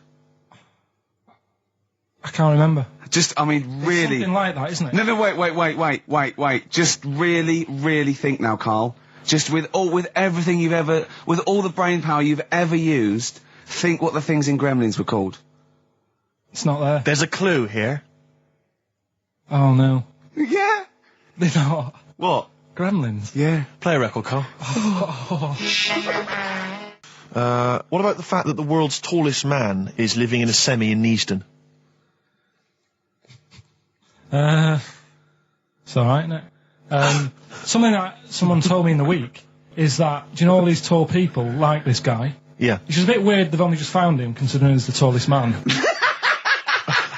think that's a bit weird. Yeah.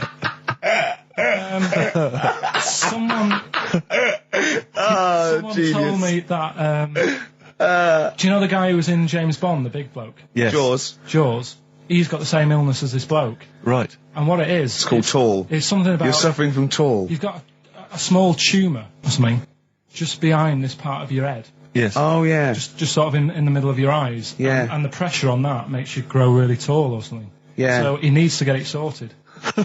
That's your advice to him. Yeah. Get it sorted. Well, I think we should have a White Van Man session. Oh, White Van I Man think people tune in for the White Van Man Yeah, session. people who haven't tuned in, they don't know. If people aren't familiar with this, The Sun runs a column every day which is asking some punter from the street their views on the week's big events, and we just thought, why not hijack that idea, but apply it to Karl Pilkington. Karl, I've seen much news again this week. you've not seen much news. Don't worry, I'm sure you have an opinion on it. Anyway. Give us it from your heart. So Gladiator. Okay, so, well, on the subject of Gladiator, what do you make of Russell Crowe's appalling behaviour at the BAFTAs? This is, I heard a bit about this. This is, when he got some director or something, because... Director or producer and threatened him, because they cut his bit, didn't they? They cut a poem that he'd done during the acceptance speech. I watched it on Sunday night.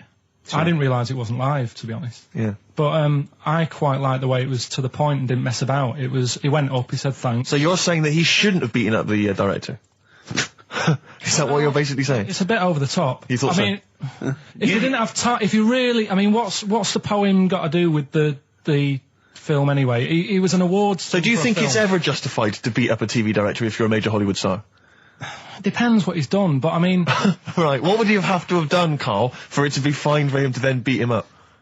The thing is, right, forget all the beating up. At the end of the day, it was a awards thing for a film. The poem had nothing to do with the film. Yeah. So go up, collect your award for that thing. And if he really, really wanted people to hear about this poem, he could have photocopied it and Sure. left it at the entrance and said, on your way out, this is a really nice poem, pick one up. No, but the thing is, he knew it was televised, so he knew by saying that poem once, he was reaching 5 billion people. That's a lot of photocopies. Do you see what I'm saying? I'm not saying it was justified. It wasn't a poem award. If it was an award show for poems, you'd say you can't cut it out. It'd be like doing the top 40 and then going, number one's good, but we haven't got time for it. But it's a films thing. Okay. And he went up and he got the award for the film. Which film was it for? I don't know, but when I wanted to give you results, I said, let's give Carl his results. Steve went, no, we should introduce people to Carl again, just remind people what Carl's like. And he's so right. I'm so glad we did this first. Am I right, though? Or Carry on, Steve. Okay, the next topic, what about this big debate over whether Kylie Minogue's had a bum job? I'd have to see it. Next. Okay. Anyway, Carl, look, let's have a little quick session of White Van Man. For those that don't listen to the show regularly, The Sun, as you know, has a section called White Van Man where a member of the public gets asked their opinions on the week's big political and social hot potatoes. Carl, we just thought it would be fun if you answered some of the questions. It's not so much questions, it's just your views really on these big news stories. What do you make of Olympic ski hero Alan Baxter testing positive for drugs? What did he do? Well, he won a gold medal in the Olympics, and what? He was a skier. Right. And he won gold medal, and they've just tested him positive for some kind of illegal drug. But what? I mean, if he did, why take drugs to ski? Why? Because all you do is balance. But imagine it'd be amazing if you were stoned, like going down a hill. Yeah, it's not like you have But to... it's not going to help you. Is No, it? it's not just like, gravity that's doing all the work, isn't it, with skiing? Yeah, but it's often to do with your athleticism, isn't it? It's No, to but it'd help be you- like saying, and we've just found out the people on the toboggan were on crack. It's not going to help them. You sit there and you go with the flow, and you try and you hold Could on. I say, the drugs he was Apparently taking... that's his defence, Probably, it probably wasn't jacking up H or, dropping a few E's or getting stoned. He was probably taking more sort of Steroids. performance-enhancing drugs, as opposed to him just like scoring some shit around the corner from someone, that getting doesn't- off his tits and jumping in a toboggan. Doesn't mean that, does it? He wasn't off his nut. Yeah. You tested you. You pissed out your head. But why doesn't he just say, don't be stupid, why would I do that? It's just not going to help me out. But it is, isn't it? Because performance-enhancing drugs do. Wait a minute, Steve. Wait a minute, Carl. Right, look at this way. Okay, look at me. Yeah, have I got his attention? Yeah, the lights glinting off your ring there. Yeah. You're attracted to him. Okay, right. Now keep concentrating. Right. Some athletes, you're aware they take drugs. That's to build up Swimmers muscle. and stuff. Yeah, swimmers. For Runners. example, runners, yeah. Not only do they help build muscle, right, but they can actually, give them a boost performance-wise. Yeah. They're sort of like steroids and all this sort of stuff, right? So that's the sort of thing we're talking about, okay? Right. So again, He wasn't on why a would bong that help before. you? What? Why would that help you when all you've got to do is balance on skis? Not when you're at the Olympic level. Yeah. There's a lot to do with, your body and your No, it's legs. practice, isn't it? It's like if you've skied for years, then you've got good balance after a bit. Oh, do you know what, Carl? Do you know what? You've made a mockery of drug taking. Well done. Right, Yeah. next one, Steve. I hate this bit. I hate this. Okay, what about the fact that the pension crisis Sure. is going to force Britons to work into their 70s, Carl? You might have to carry on working into your 70s before you can claim a pension. I think it's a good thing. Because you see a lot of old people who look bored. Okay. And I honestly think if you keep your brain busy, Yeah. you'll live longer. Yeah. It's only when you actually shut down, right, that's when your body sort of dies because it doesn't feel it has a purpose. Yeah. It's like if you've got flu, keep going to work. If you have a day off, you just feel worse. You'll mope about at home. Doesn't do you any good. What about, whatsoever. where do you draw the line there? What if you, say, lose a finger? Pop into work? Depends. If you can't concentrate because it's painful. But what if you're a typist? Or You're not going to pianist? type as many words, but you'll do more at work than you would having a day off at home. Sure. Okay. Steve, it's time for... White Van Karl. We should definitely get some jingles. I think the show sort of lacks jingles, I think. Yeah. Noises. Yeah. Funny sound effects. Yeah. Well, that's, Wow. Yeah. What's Mr. Nosy Neighbour interested in? Hello, what's going on here? Oh, we should definitely get some pre-recorded comedy noises, Carl, Yeah. for next you know, week. that's my job, but unfortunately I'm busy reading about Hitler.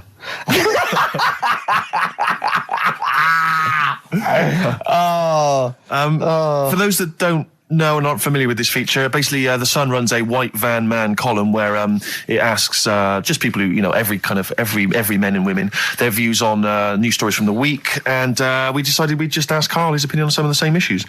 This week... Not like us to rip off another idea and just use it for our own... No. No, but this time... The yeah. White Van Man in the Sun this week is Herbie Crossman from Harrow in Middlesex. Herbie. And he's asked his opinion, Carl, and what's yours, on pop idol Will Young admitting he is gay. Come on, Carl. I don't understand what the big deal is, to be honest. No. Talking to different people about it, and they've said, it could affect the sales, girls won't like him anymore, which I think is rubbish. Yeah, because it finished George Michael's career, didn't it? Oh, yeah, and I was thinking when I was growing up, right, And Freddie Mercury. I was into Kim Wilde, right? Sure. Now... And her You're kids not going in to tell me America. she's gay, are you? No, but if they said, she's a leather, Yeah. right? I wouldn't say, right, that's it, I'm taking kids in America back to the shop, I'm disgusted. Sure. I liked her. Yeah. I don't think I'm ever going to meet her and marry her and that, so what does it matter? Yeah. Will Young, he's a good voice, he's gay, a lot of gay people in the world. Georgie boy was gay, I guess. There you go. Nothing more and nothing less. The kindest guy I ever knew. So Do no you big- Bowie? No big deal. That's one of your favourite songs, isn't it? Brilliant. Killing a Georgie Parts 1 and 2, isn't it? Yeah. Okay, what do you say to the fact that a judge has decided that we, the general public, have a right to know about stars' flings? Basically, this is an excuse. This is basically saying, should papers be allowed to print tittle-tattle about celebrities? Oh, this is... Providing it's proven true. Oh, this is something about, isn't it, a Division 1 football or something? It definitely had Premiership football as an affair. And it is true, but he's trying to keep privacy. And the judge said, well, it's not for us to censor the press over things that are true. Right. It's up to the general public to either boycott or not, that publication. What do you think, Carl? What about all this, exposing, going through the, the bins of celebrities? It's not right, is it? But no. People are interested in it and buy the papers to read it. Do you know what I mean?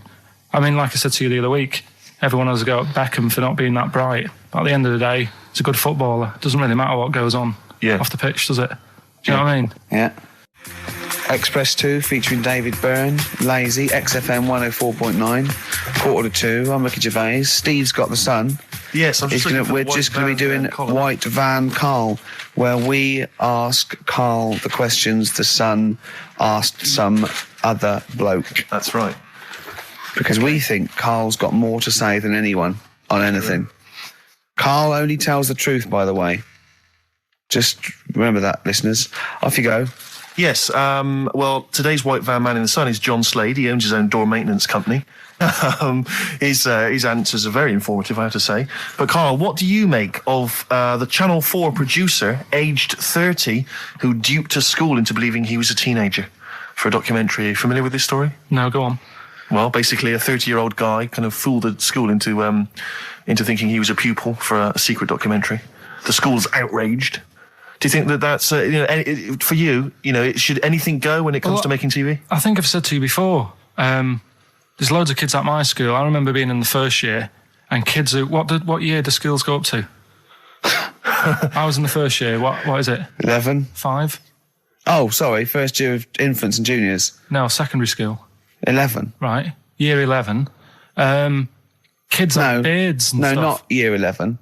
They're 11 when they first go to secondary school. Right. Well, I'm 11. The kids at the older end. Well, there's a fifth form, and then there's leave when leave when you're 16. I think, can't you now? Right. Well, kids who were 16 looked old. They did have beards. I remember going there and thinking some of them were teachers. I think he's answered that. Next one. What's the next one? Tattoos and everything. I think they're kids in the earlier years even. What do you make of the fact that Mariah Carey's £38 million payoff has cost EMI staff their jobs, and we're talking 1,800 EMI staff who have lost their jobs? What do you think of that? Yeah, I mean, is that silly money, Mariah Carey, on 38 million? She doesn't need that much. She doesn't need that much. She has to dress nice, though. It's not her fault. I'd say it's bad business. Okay. Because EMI, did you say? Yes.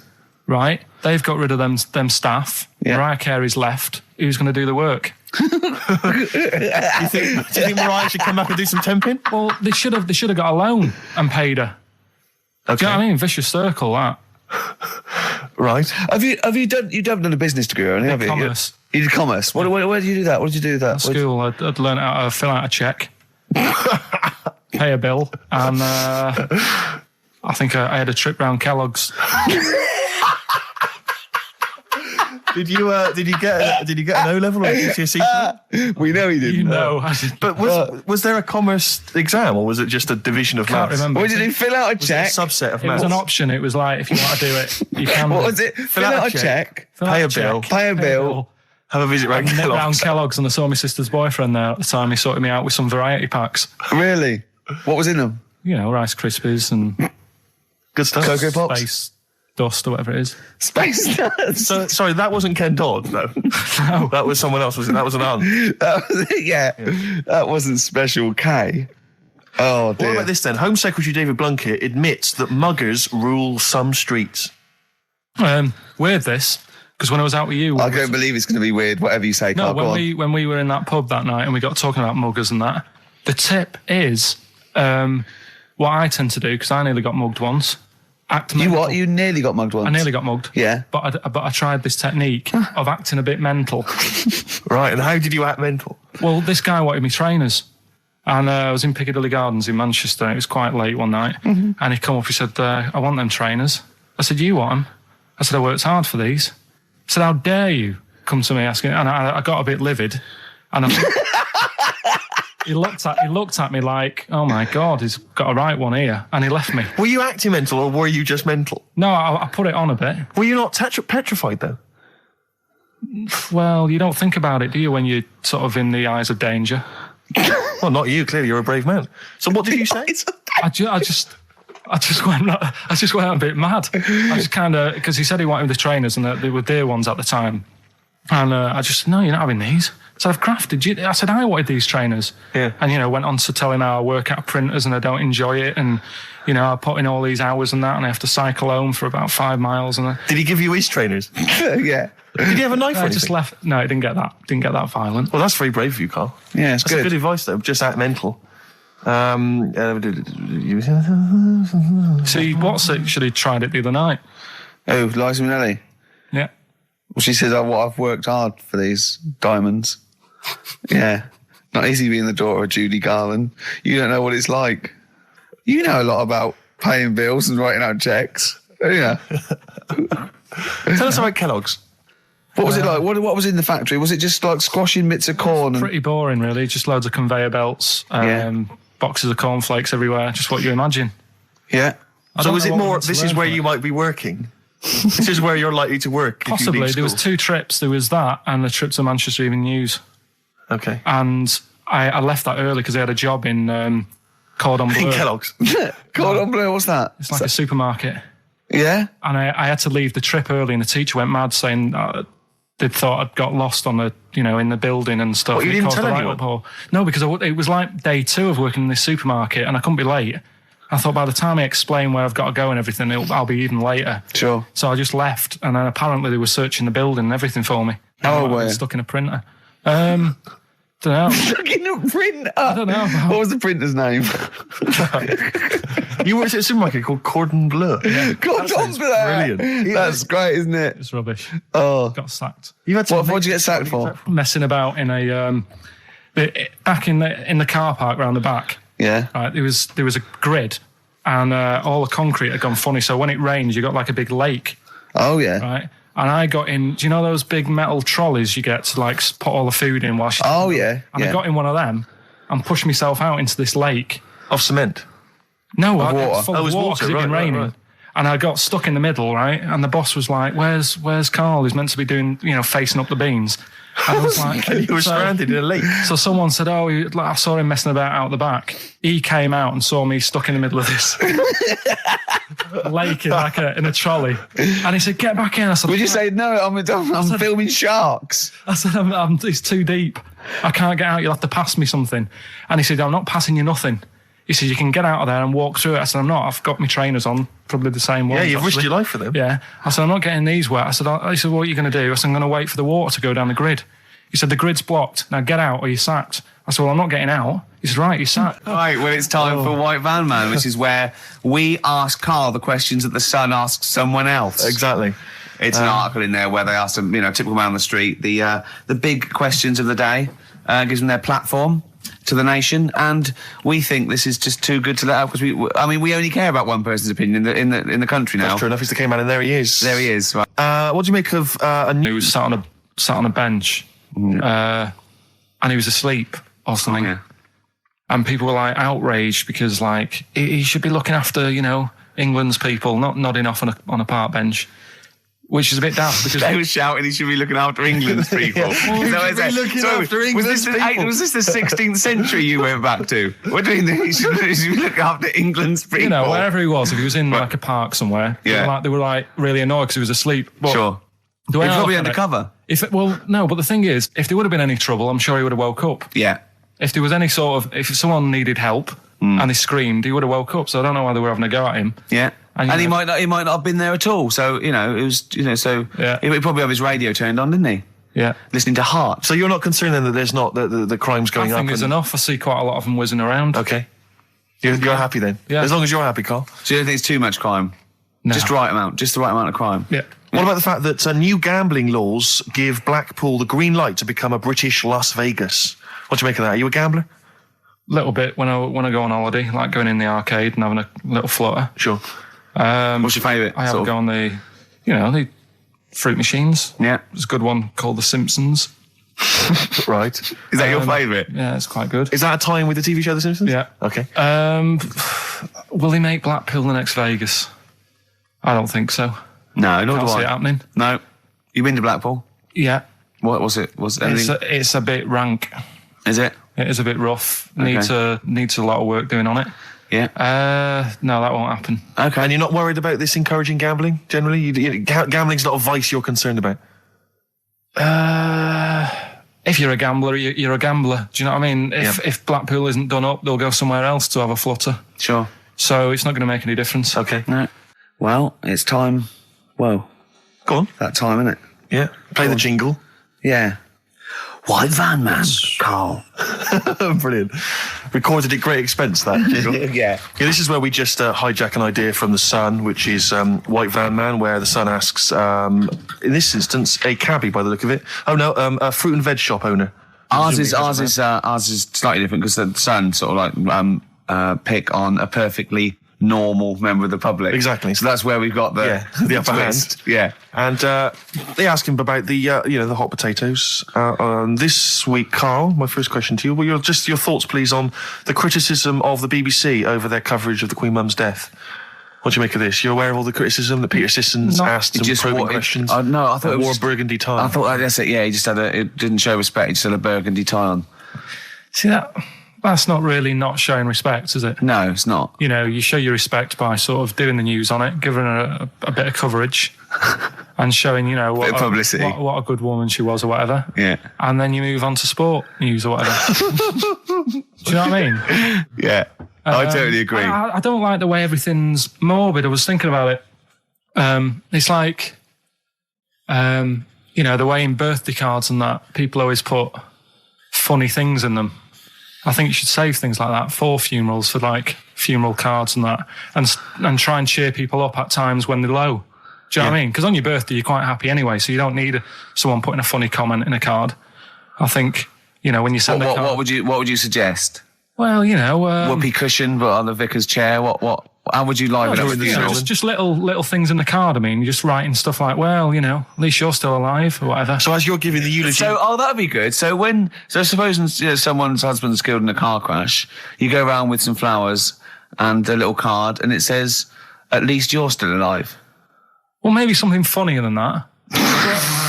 Well, maybe like if you got up to give the eulogy during a funeral, just wear a pair of comedy tits. Yeah, or those glasses that are eyes on sort of springs. But why has everyone got to be so sad about someone dying? No, what annoys me is that when you see the people on television, they sort of members of the public, and they're crying about the Queen Mother, who was sad when anyone dies, sad when anyone nan dies. She was 102, and it's sort of like I think they should cry. Well, there's a picture in the paper today. I don't understand it. There's a picture in the paper today of various people who were lining the funeral kind of route yesterday, and there's a picture of a very young child, maybe sort of 5 or 6, on the arms of her dad, and her head bowed, and it says a young girl there weeps for the Queen Mother. And I was looking at it, and you can tell she's just tired. Well, she's just tired and bored. It's so transparent that it's not crying. It's most just, what are we doing when their here? nan dies? Exactly. You know, it's sort of like. But what is a 5-year-old girl going to be? Why is she going to be crying? The Queen Mum said, I can't believe it. Yeah. Teletubbies? No. The Queen Mum. Oh, not the Tweenies. No, it's all in a minute. Yeah. It's just like, oh dear. I mean, I know. I'm sure, I don't know much about her. I don't know if she was a great woman. And obviously, it's always sad when someone dies. But it's like, it's interesting that there was a lot of tourists in that long line of people that are now queuing for hours upon hours to see her dying in state. Because it's clearly just people who want to be a part of history. Must be gutting if you're over from Sweden and you find out that the Queen Mum's died. Oh, you must be devastated. You probably don't want to carry on with your visit. Exactly. Really. Okay, listen, Carl. I think we've covered that. What do you make of the? What do you make of the first genetically modified baby? Oh, are you worried about this? Do you know what did they do? What? Let me see what it says here. Isn't it just choosing the eye colour? Well, this is the concern, isn't it? That in the future you'll be able to decide whether it's a boy or a girl, how intelligent it is, what it looks like, is it handsome, is it ugly? Obviously, no one will choose an ugly baby, and so on and so on and so on. And so it means that where will it lead? Where will it end, Carl? Are you concerned? I've thought about this a lot. What will us three look like in the future if they're being, genetically modified, beautiful people? What will we be like? How will we be considered in society? True, yeah. But we've talked about this before, haven't we? About the cloning thing. Yeah, that's a bit weird. Yeah. But I don't think it matters, because at the end of the day, right, you might look like some other kid, but it's the way you're brought up that will change your features and the way you are, your personality. If you lie, you get a long nose, don't you? Well, no, but listen, right, because I remember when we, I was growing up on this estate. This is going to be good. Go on. No, it's not. It's just an example of how this doesn't work. Go on. So we don't need to worry, sort of thing. Sure. Right? Okay. So I'm growing up on this estate, and there was this woman about 4 houses down, right, who's a bit rough. All right. Didn't fancy her. Oh, God, no. Right. But she had a Why? baby. Well, tell me about her first. I'm interested in this woman. Why was she? It was a very... Was it like being a man in a I dress? mean, I didn't grow up in a posh house or anything. And I'm not saying that if you live in a bit of a rough house, you're a bad person. What did she look like? But anyone can Tattoos? clean up. Looked And like Tony Green with a fag on. they didn't clean up much, right? Oh. Which, even if you've not got a lot of money, you can still try and make Get the some place look jiff. nice. Yeah. Right? But she didn't. And a kid used to take a horse into the house. Sorry. Whoa, Yeah. Whoa, Neddy. What do you mean a kid used to take a horse into the house? Where did he get a Unbelievable, right? horse? Must have nicked it from somewhere. Must have done. You've seen a horse in it? No. What, is that from outside the saloon round the corner? Yeah, was it just tied up with a bit of lettuce? Right? And, Oh, that's great. I'd Did been Big out. Jake come looking for it? I'd been out. Oh. Nicked No, away. sorry, let me get this. This was before the lynching stopped or after? Where did he get a horse from? What do you mean he must have nicked it? His mum said, where'd you get that from? I bought it. All right then. But keep it out the kitchen. I don't want you going Catlin rustling. Where did he get a horse from, Carl? And how long did he have it for? Was he leading it or riding it? Mum, open the door. I can't stop. I can't stop it. Open the patio door as well. I'll be... Looks like we got us a runaway. What do you mean? I don't know, but the thing is, they couldn't afford to buy one because they're not cheap. So I'm just guessing. Maybe that's wrong of me. But I think... He had a horse? Yeah, right. So That's why the family didn't have any money. They'd spend it on the horse. No, I don't Exactly. think, that's what I'm saying. I don't think they would have bought it. So anyway... Yeah, it's wise to whisper, Carl, in case they're listening. Yeah. And They could be in the room next door. It's not buying it, it's keeping it as well. Oh. So I was like in the car with my dad coming into the avenue, and you used to have to drive down it to turn round. And, and you know, sort of go back to our house. You had the traditional method of transport. Yeah. And the horse was in the lounge, Reading a paper. just like walking around. Oh, God! What? And when I was doing, I tried to earn myself some money once by flogging little flowers in plastic cups. What? This Right. is And I went- genius. It just keeps coming. What do you mean you're trying to flog little flowers? What do you mean? Wait. Let's play a record. Let's play a record and come back to this. Wait a Because minute, this story's wait a going to minute. just unravel and unravel. It's going to go on for hours. Let's It play a gets track, deeper Carl. and deeper. It's like come an on, Carl. onion, isn't it? We've created a whole world here where there's a man living with a horse. Just walking around the lounge. I come from the West Country. I've never heard anything like that. I just think of a big sort of like orange carpet, and it's got a rediffusion telly, and this horse going on. Yeah, just basically your opinions, Carl, as ever.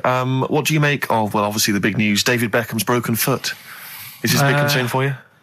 No, I mean, it's sad. You know, it's sadder for him more than anyone because, you know, to like be in the World Cup is like the main thing for him, isn't it? Yeah. But he's still a young lad, and I don't think he'll give up. I reckon he'll still turn up. He'll be all right. And yeah, good luck to the lad. You know, I like David. I'm not going to slag him off.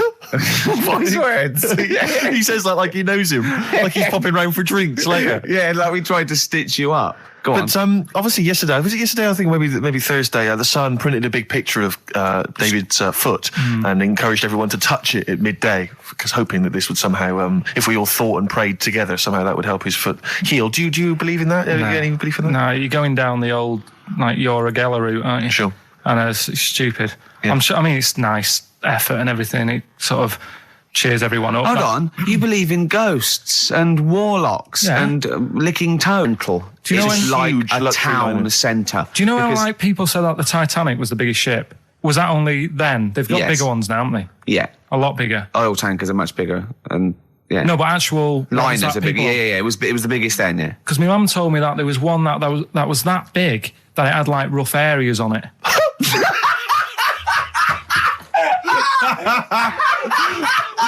Oh, don't go starboard. Oh God! No, but do you know what I That's mean? Great. It was like we're thinking of moving. We're seeing Yeah. the captain. We're thinking of moving to a nicer area. Oh, Yeah. I've heard they're very rough in aft. Oh God! Oh, that's They steal your fantastic. tyres. A ship so big that was rough areas. Oh, how big is this one that you're talking about? Well, I don't know. It doesn't give me the specifications here, but They're huge. They're huge. In theory, I mean, it's that thing with it's obviously marketing, but they're going to solve the overpopulation crisis, where soon we'll all just be floating around the sea. Yeah, I can see that. Shining on XFM 104.9. We're doing White Van Karl. Got another one there? Well, it's just your thoughts really on the Queen Mum's very British send-off that she was given this week. Yeah. What do you make of all those people queuing up to see her? Did you think that was incredible? Right. Well, what we said last week, there was I don't quite understand why there was so many people there who were like getting really upset. Do you know what I mean? Really upset, crying and stuff. And you can lose someone who's like related to you, and you don't cry like that. You sort of sit there and you think back to what you did with them and stuff, and then that's it. But the queue thing, wasn't it like miles long and stuff? Yeah. It was, yeah. Right, I was sat watching this with Sue. 12 hours queuing. Yeah. It never got to 12 hours. It did, but that was the estimated time. No, but how long is a queue when they're just like, walking along? Think how far you can sort of like, stagger in 12 hours. Incredible. It's been ridiculous. Yeah. But again, if they want to do that, it's their time and that, isn't it? And it was at the weekend, so they could have, it's not as if they got out of work to do it. No. You know what I mean? They used their own time, so good on them.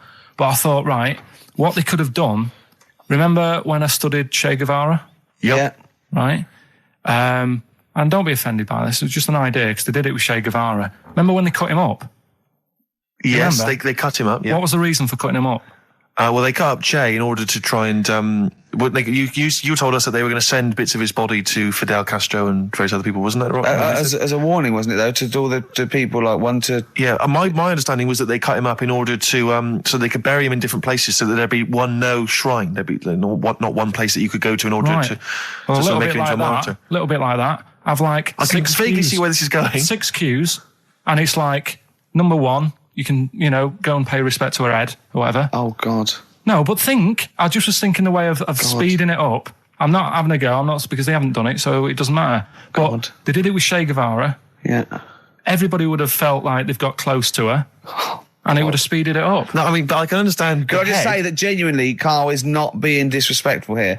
This is his best idea to cut down the queues. So don't phone in. He's not suggesting we should have done this. He genuinely is. But I mean, he's not doing it to be nasty or wacky or he thinks this is a good idea. So can I just throw a thought at Che Guevara, who was like a powerful man who did a lot for the world and what have you. Yeah.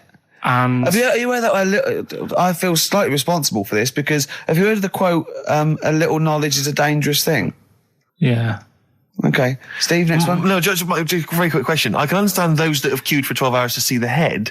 I'd be a little bit annoyed if I got there to find a toe. I'll tell you what, though. I'll tell you what they could do without chopping her up. They could put about 9 queues. Each could see each hip she had. That's true enough. Because she's had about 9 of them. Yeah. So it'd just be, if you want to see the whole body, it's a 12-hour queue. If you just want to see a couple of the hips. Here's another suggestion for you, I just thought, right? What?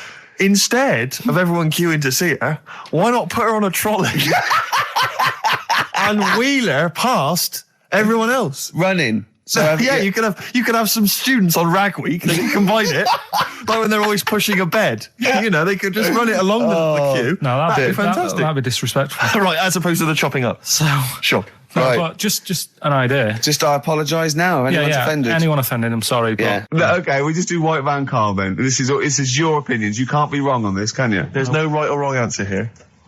Okay. Right.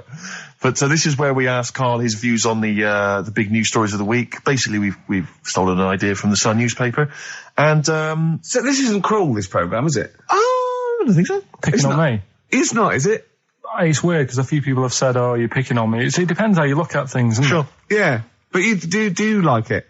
We could look at it like it's a laugh, so it's not a problem for us. You know we like you. You know you're our favourite. Yeah. I'm going to say thing in the world, but I don't mean that, in a derogatory way. No, I'm cool with it. Yeah? Yeah. Right. Okay. So your views, please, on the fact that attitudes are changing to the possible marriage of Charles and Camilla. Oh, what do you think of that? The roars at the moment, because the recent tragedies are apparently high in the polls, and people are coming around to the idea of Charles and Camilla getting hitched. What's your thought? Whatever, really. I mean, if they're happy with it. The thing that comes out of it most is it just goes to show, right, that there is someone for everyone. Just because, I mean, no disrespect to Camilla, I'm not a good-looking person either, but she isn't a stunner, and yet she's gone and picked up a royal. Right? Yeah. So I think it's good for things like that to happen, because it cheers you up. Do you know what I mean? Gives you a bit of hope. Thanks, Carl. So yeah, it's good. You know, if they're happy, if anyone's happy, it's a good story, isn't it? Yeah. You know what I mean? Yeah. You know, he's had a bit of bad luck, and now he's got someone else in his life. So. While he's doing this, I'm just doing a list of questions to ask him what he thinks of things in the world. Okay. Is that all right? Yeah, no problem. Just- Yeah, no okay. problem. Okay. Okay, what about this then? Are you disappointed by the nation that a third of us are apparently unaware of St. George's Day? 23rd. Is St. George's Day the one with the snakes that we've talked about? No, that's... Are you one of that third, do you think? St. George is the patron saint of England who killed the dragon. Yeah, I mean, there's too many of these days, isn't there? That's the problem. If you make it a bit more special, like Christmas, so you buy presents and that for each other, then people will remember it. But there's so many of these days with Easter and Pancake Tuesday and all that. So it's not surprising. I think as time goes on, we'll find that a lot of these days will just disappear because, you know, people are busy. There'll be new ones, won't there? Right. White Van Carl. White Van Carl. Yeah, this is where we steal the White Van Man column from The Sun and basically fire those questions at Carl, getting his opinions on the week's news. Okay, Carl. Okay, what do you make of this? David Beckham apparently was driving despite having an injured foot. Can't get the bus, can he? Okay, and what do you make of this fascist leader who's having a lot of success in the French presidential elections? What's he doing? Have you not come across this story? No. Right, this is one of the big political stories. He's got a far right that got nearly 20%. He's a far-right fascist leader and he's having considerable success in the French elections. I don't think we should be asking Carl questions like this. Not something you've got an opinion on? I'm getting scared. There's all sorts of bad stuff going on in the world that we don't know about. Yeah. But we know about this. Yeah, but you're better off not knowing because there's nothing I can do about it. You're absolutely right, Carl. Fair enough. I can't argue with that. Oh, God, man that's alive. fantastic. That is brilliant. White Van Carl. Yeah, White Van Carl. I mean, for those that don't know, we do this. We on ask this week. Carl the questions that the Sun asked someone else. That's right. The Sun every day asks some, average Joe his views on the week's big stories.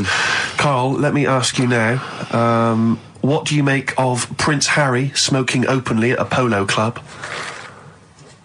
Are you aware of this story? No. Was it? Go on. Prince Harry, you know that he's one of the royals. Yeah. And he was seen smoking openly, a fag, a cigarette, a polo. Third in line to the throne. Something like that, yeah. Imagine that. Someone smoking a cigarette was third in line to the throne. A cigarette, Carl. Is it a non-smoking polo club? Do you know, I don't know, but if it were, would that make things even worse for you? Well, No, yeah. seriously, what do you make of it? This is, the whole, the furore is he's a role model, he's a royal. Should he be seen puffing away in a public place? I don't think it matters, does it? Not a concern for you? How old is he? Is he old enough to smoke? I think he probably is, yes. Right, yeah. Well, fine. I think the trouble with this role model thing, with anything that's legal, it should either be illegal or not. Yeah. I just don't think you can impose things like that, because you could say that it is bad for you, and it is bad to start smoking, and it really is bad for you, it causes cancer and everything. But everyone knows that, don't they? Well, yeah, but you should either make it illegal or shut up about it. So this is Carl you're asking, isn't it? I am indeed. Sorry, So we can throw these questions your way as well if you fancy. Sorry, yeah. But it doesn't matter. But Carl, what are your views generally? I mean, it's obviously cigarettes are perfectly legal and so on, but what about stronger narcotics? Because I know you're very scared of drugs and stuff, aren't you? I'm not a fan. I don't No, what's your concern? What's your worry? Just like you might get into them. It's Sure. like you might have them and go, oh, this is all right. Exactly, Carl. Exactly. Although I was talking to you about it earlier, and you weren't very sympathetic about a lot of young people who have perhaps gone to crack or smack. You didn't you describe it as their own fault? Sometimes it is, isn't it? Yeah. I mean, I could have turned to it where I grew up, but I said, well, don't want to do that. It's not good for you. Sure. And I avoided it. You turn to ghosts. So you've got no sympathy for anyone who's a drug addict. It's their own fault. Is your It depends, doesn't it? Sure. Do you know what I mean? You can be an addict if, I don't know, something, I'm trying to think of a nice way that Well, you most might end people up... start on stuff like that because something really traumatic's happened to them. Very few people go out for a laugh one night and go, let's all try it. Sure. So, but yeah. Just say no, I suppose, is the Just say attitude no. in the end. Listen to the cast of Grange Hill. Now, this will scare you. Now, Carl, you will be a little bit unnerved about this. Have you seen the film Jurassic Park? Yeah. You know what happened there? Well, according to The Sun here, it says scientists are planning to clone mammoths for a theme park. Look at his face. Look at that. He looks like a dog caught in the headlights of a car. He's terrified. I love Carl. He's sprung to attention Carl. there. Is that the best news you could have? Man moths.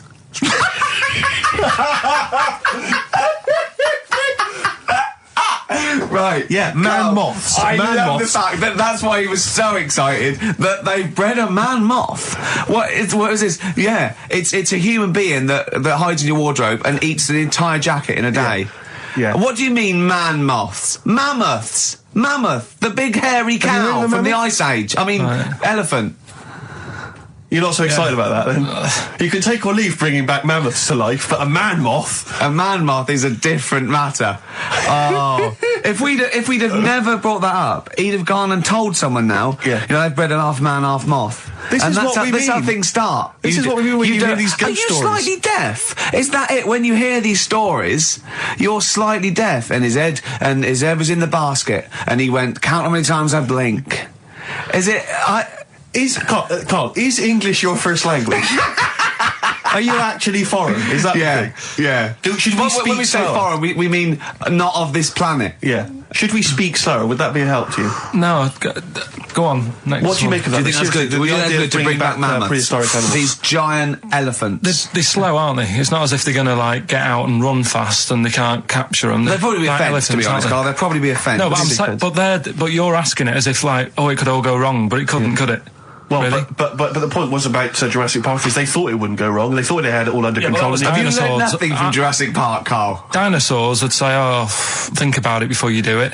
But with a airy elephant, it's not going to. not a concern for you. Would you go along to see him? Would you be interested in that? If it was in the area, He's great, isn't he? I'd love a queue, Nothing right? impresses No, him. but what I'd like to do is Carl sitting like Yoda in a little cave, and I'd just like to see people like Tony Blair and Stephen Hawking in a queue, and they go and say, "Carl, got a bit of a problem." And thinking of cloning a man and a moth. Problem? Not an issue. No, if I'm in the area, I might cruise around and have a look at it. Otherwise, just don't send it near my clothes. Oh, that's fantastic. So it's just for a second. As the words "man moth" came into your head, how excited were you? I mean, were you both terrified and excited? For the moment when you thought that they cloned a man and a moth. I pictured What kind of face did he have? Did he have the moth's head, or was it a man's head? just a little man head. Right. What was his face? What did it look like? He just was like a bit shocked. Perplexed. Yeah. Yeah. So it was like he'd been grafted onto the body of a moth without his consent. And when he was asleep, Yeah, he'd woken up. he just went in to have a goiter removed, Yeah. and they said, "We've He replaced woke your up with goiter with the body of a giant moth." Yeah. Is that all right, Mr. Jenkins? So he had the head of a little. Was it a little boy or a man? Little man, Right. Okay. and he's just bumping into a lamp. Just bumping into the. If you went into hospital and they'd done something, what's the worst thing they could do, right? What would you rather have done, right? You wake up and you've got lobster claws for hands. Right. You wake up and you've got duck's feet. Or you wake up and you've got one horn coming out of your head. The worst thing, Yeah. probably the horn coming out of my head. Why? Get in the way. That'd be useful, wouldn't it, in fights and stuff? And for like parties, people would play Well, I suppose quoits. the lobster claws would also be quite handy there. Definitely. Listen, we haven't done it for a while. White Van Man. I thought Yeah, there's some it's interesting back, questions back. raised today, and I Yeah. think it might be nice to throw them Carl's I think we direction. set Carl up again in the last hour as a person that people want to know they wanna his know what he's opinions thinking. on the They wanna world. know Yeah. what- if you're not familiar with it, on Saturdays, the Sun newspaper asks a typical white van driver questions his opinions on the week's news, and we thought we'd throw these in the direction of Carl. Yeah. And then, what do you make of this teenage thug, Carl, Mickey Carroll, who spent 4 months in jail and he's won 9.7 million on the lottery? Is that justice? When you think of all the good people that are going hungry, and there's a lad there and he's won. Did he buy the ticket before he 9.7? went in? No, I think he bought it once he'd come out. So he's done his time. He's done his time. Fair enough. Then he's been punished. Yeah. Right. He's bought a ticket. He's had a lot of bad luck. Mm-hmm. Now he's having a bit of good luck. All right, next one. Are you concerned that now he's got all that money, he could turn into like a sort of mastermind villain? You know, like a James Bond style villain? He's got a criminal streak, we know that. Is that a concern for you? I mean, Well, we imagine don't. that he could build some kind we of don't- underwater We fortress. don't. With my lawyer's hat on, we don't know that. Yeah, well. Well, he'd have to prove that he didn't have a criminal streak. I'd say that you've been in jail for 4 months. Yeah, well, sometimes people are bad because they haven't got any money, so he might be an angel of gold now. Or whatever Yeah. it is. It's a long time since we've had any white van Carl. For those that don't remember this particular hot feature, we basically ask Carl some of the questions that are asked of a white van driver in the Sun. They always have this on Saturday afternoons. Anyway, here's the first one. They're not fascinating, Carl, but I'm just interested on your take, really. Yeah. What do you make of Cilla Black quitting Blind Date after her husband sent a message from beyond the grave? You familiar with this story? I didn't know that. What's that? She went to see a medium, and supposedly her husband passed on information through the medium, which was incredibly vague, but persuaded her to quit live on air. Well, it's about time, isn't it? If even dead people are saying, enough's enough. But I'll tell you what, though, talking about ghosts and that, do you know how I'm into them? Yeah. Right? How weird do you think this is, right? Well, it's not true. Before you say it, play a record. No, go on. Go on. Right, it's this woman. I don't even know if it's ghost, really. It's just a bit weird. Sure. Yeah, sure. There's this woman, and she's not a woman, she's a kid. Sure. Okay. Sure. She's walking down, like, a street in her area. It's a nice day and everything. Everything's normal. She's walking down, and a woman comes up, cycling past, right? The woman on the bike looks at the kid, absolutely terrified, right? Got a really scary face on her. Yeah. The kid's thinking, why is she doing that? Yeah. Right? So anyway, she thinks nothing of it, goes, I think she was playing in the park or whatever, goes and has a nice day. About 15 years later... Oh, right, yeah. She's, I don't know, I think she was going to work, right, on a bike. She was riding her own bike. Riding her own bike, cycling down the road. Oh, yeah. Looks at the kid. That's the thing that happened, like, 15, 20 years ago. Right. It's her on the bike looking at her as a kid. Right. Not another child. No. So it's her. She's seen herself. Carl? I mean, I don't know where to start. Firstly, where's this information come from? But I mean, why do you ever? I mean, I don't know what part of that you think can be true. I mean, honest. I'm speechless. I don't know what to say. What are you talking about? Bit weird, though, isn't it? But it's not true. It didn't happen. Nothing happened like that. She said it did. Well, she's wrong. She said she saw herself. She saw herself as a kid, didn't she? Did she carry on riding and as an adult when she was a kid. Did she stop and talk to herself, or did she ride on by and think, that's a bit weird, there's me as an 8-year-old. I won't stop, I'll be late for work. Yeah, if I'm late again, the boss said he'd be in trouble. Yeah. Well, and where is this information? Did it happen to someone you know? No. You overheard it on the bus? No, it was in the 14 Times. We've had a lot of emails saying, could you bring back White Van Carl? Oh, yeah. Which is that section of the show where we ask the questions that the Sun asks someone various else, random punters of Carl. But sadly, recently, they've got very politicised and very kind of, basically a little bit depressing. So there's not really anything appropriate. But I have trawled the papers looking for other questions posed in other sections of the Sun. Good idea. I was just looking here at the Dear Deirdre section, which is the sort of problem page. I don't know what your views are on this. I'd love to see Carl. Oh, God, can we get him a job? Just ask. Oh, my God, that would be amazing. Right? Well, here's one. I'd like to see your view on this, Carl. I'm a happily married 42-year-old woman with 4 kids, yet I've developed a huge crush on pop star Darius Dinesh. Yeah. It sent my hormone levels through the roof, and last night I woke my husband up at 4 a.m. for sex. We've been married for 20 years and he can't believe his luck. Recently I've been having... I want to go to I'll stop you there. Why are you telling me? Right, carry on, sorry. Recently, I've been having erotic thoughts about Darius morning, noon and night. Yeah. I haven't felt like this since I was a teenager and mad about Donny Osmond. My husband is amazed at the change in me. We had sex twice last night and again this morning. Hooray for sexy Darius. So, what do you make of that then? What are your views on that? Hold on, though. If that bloke is reading that paper... That narrows it down a bit. It's got to be, yeah. Who else did he know? His wife likes Darius. He's had sex 5 times that night, and he grew a new moustache. He's thinking, I wonder if that's me. Maureen. Yeah, go on. But what's your concern? Because I'll tell you what her problem is. She's worried that, the reason that she's now kind of overly excited and she's having this great sex with her husband is because she's actually fantasising about someone completely different, younger. She's having these wayward thoughts, isn't she? She's a bit concerned about that. What's your concern? What are your thoughts? I reckon she's going to start shoplifting soon and coming out in hot flushes. Go on. Just, they're both happy, aren't they? He's getting what he wants. She's happy. I'd say, yeah, whatever, get on with it. Do you think that she should confess? She wants to be honest with him. I wouldn't, because not that many fellas like Darius. Right. So if you're sort of thinking, oh, she'd rather have him than me, I don't What do you think Darius would think of this? He'd probably be happy with that. I mean, What would you do if you got loads of phone calls, right, from women going, Karl, whenever you're on the radio, I just have to do it. I just have to do it. Your voice makes me... I'd say, alright, well, you know, it's alright. I'd be happy with that. Would you? Yeah. I mean, just in case anyone is doing that. What would you do to sort of like egg them on a little bit to help them out? What do you think? What sexy things would you say? What do you think is your quality? What do you think people would find, you know, pretty horny about you? Is it your sort of mank wine, do you think, that?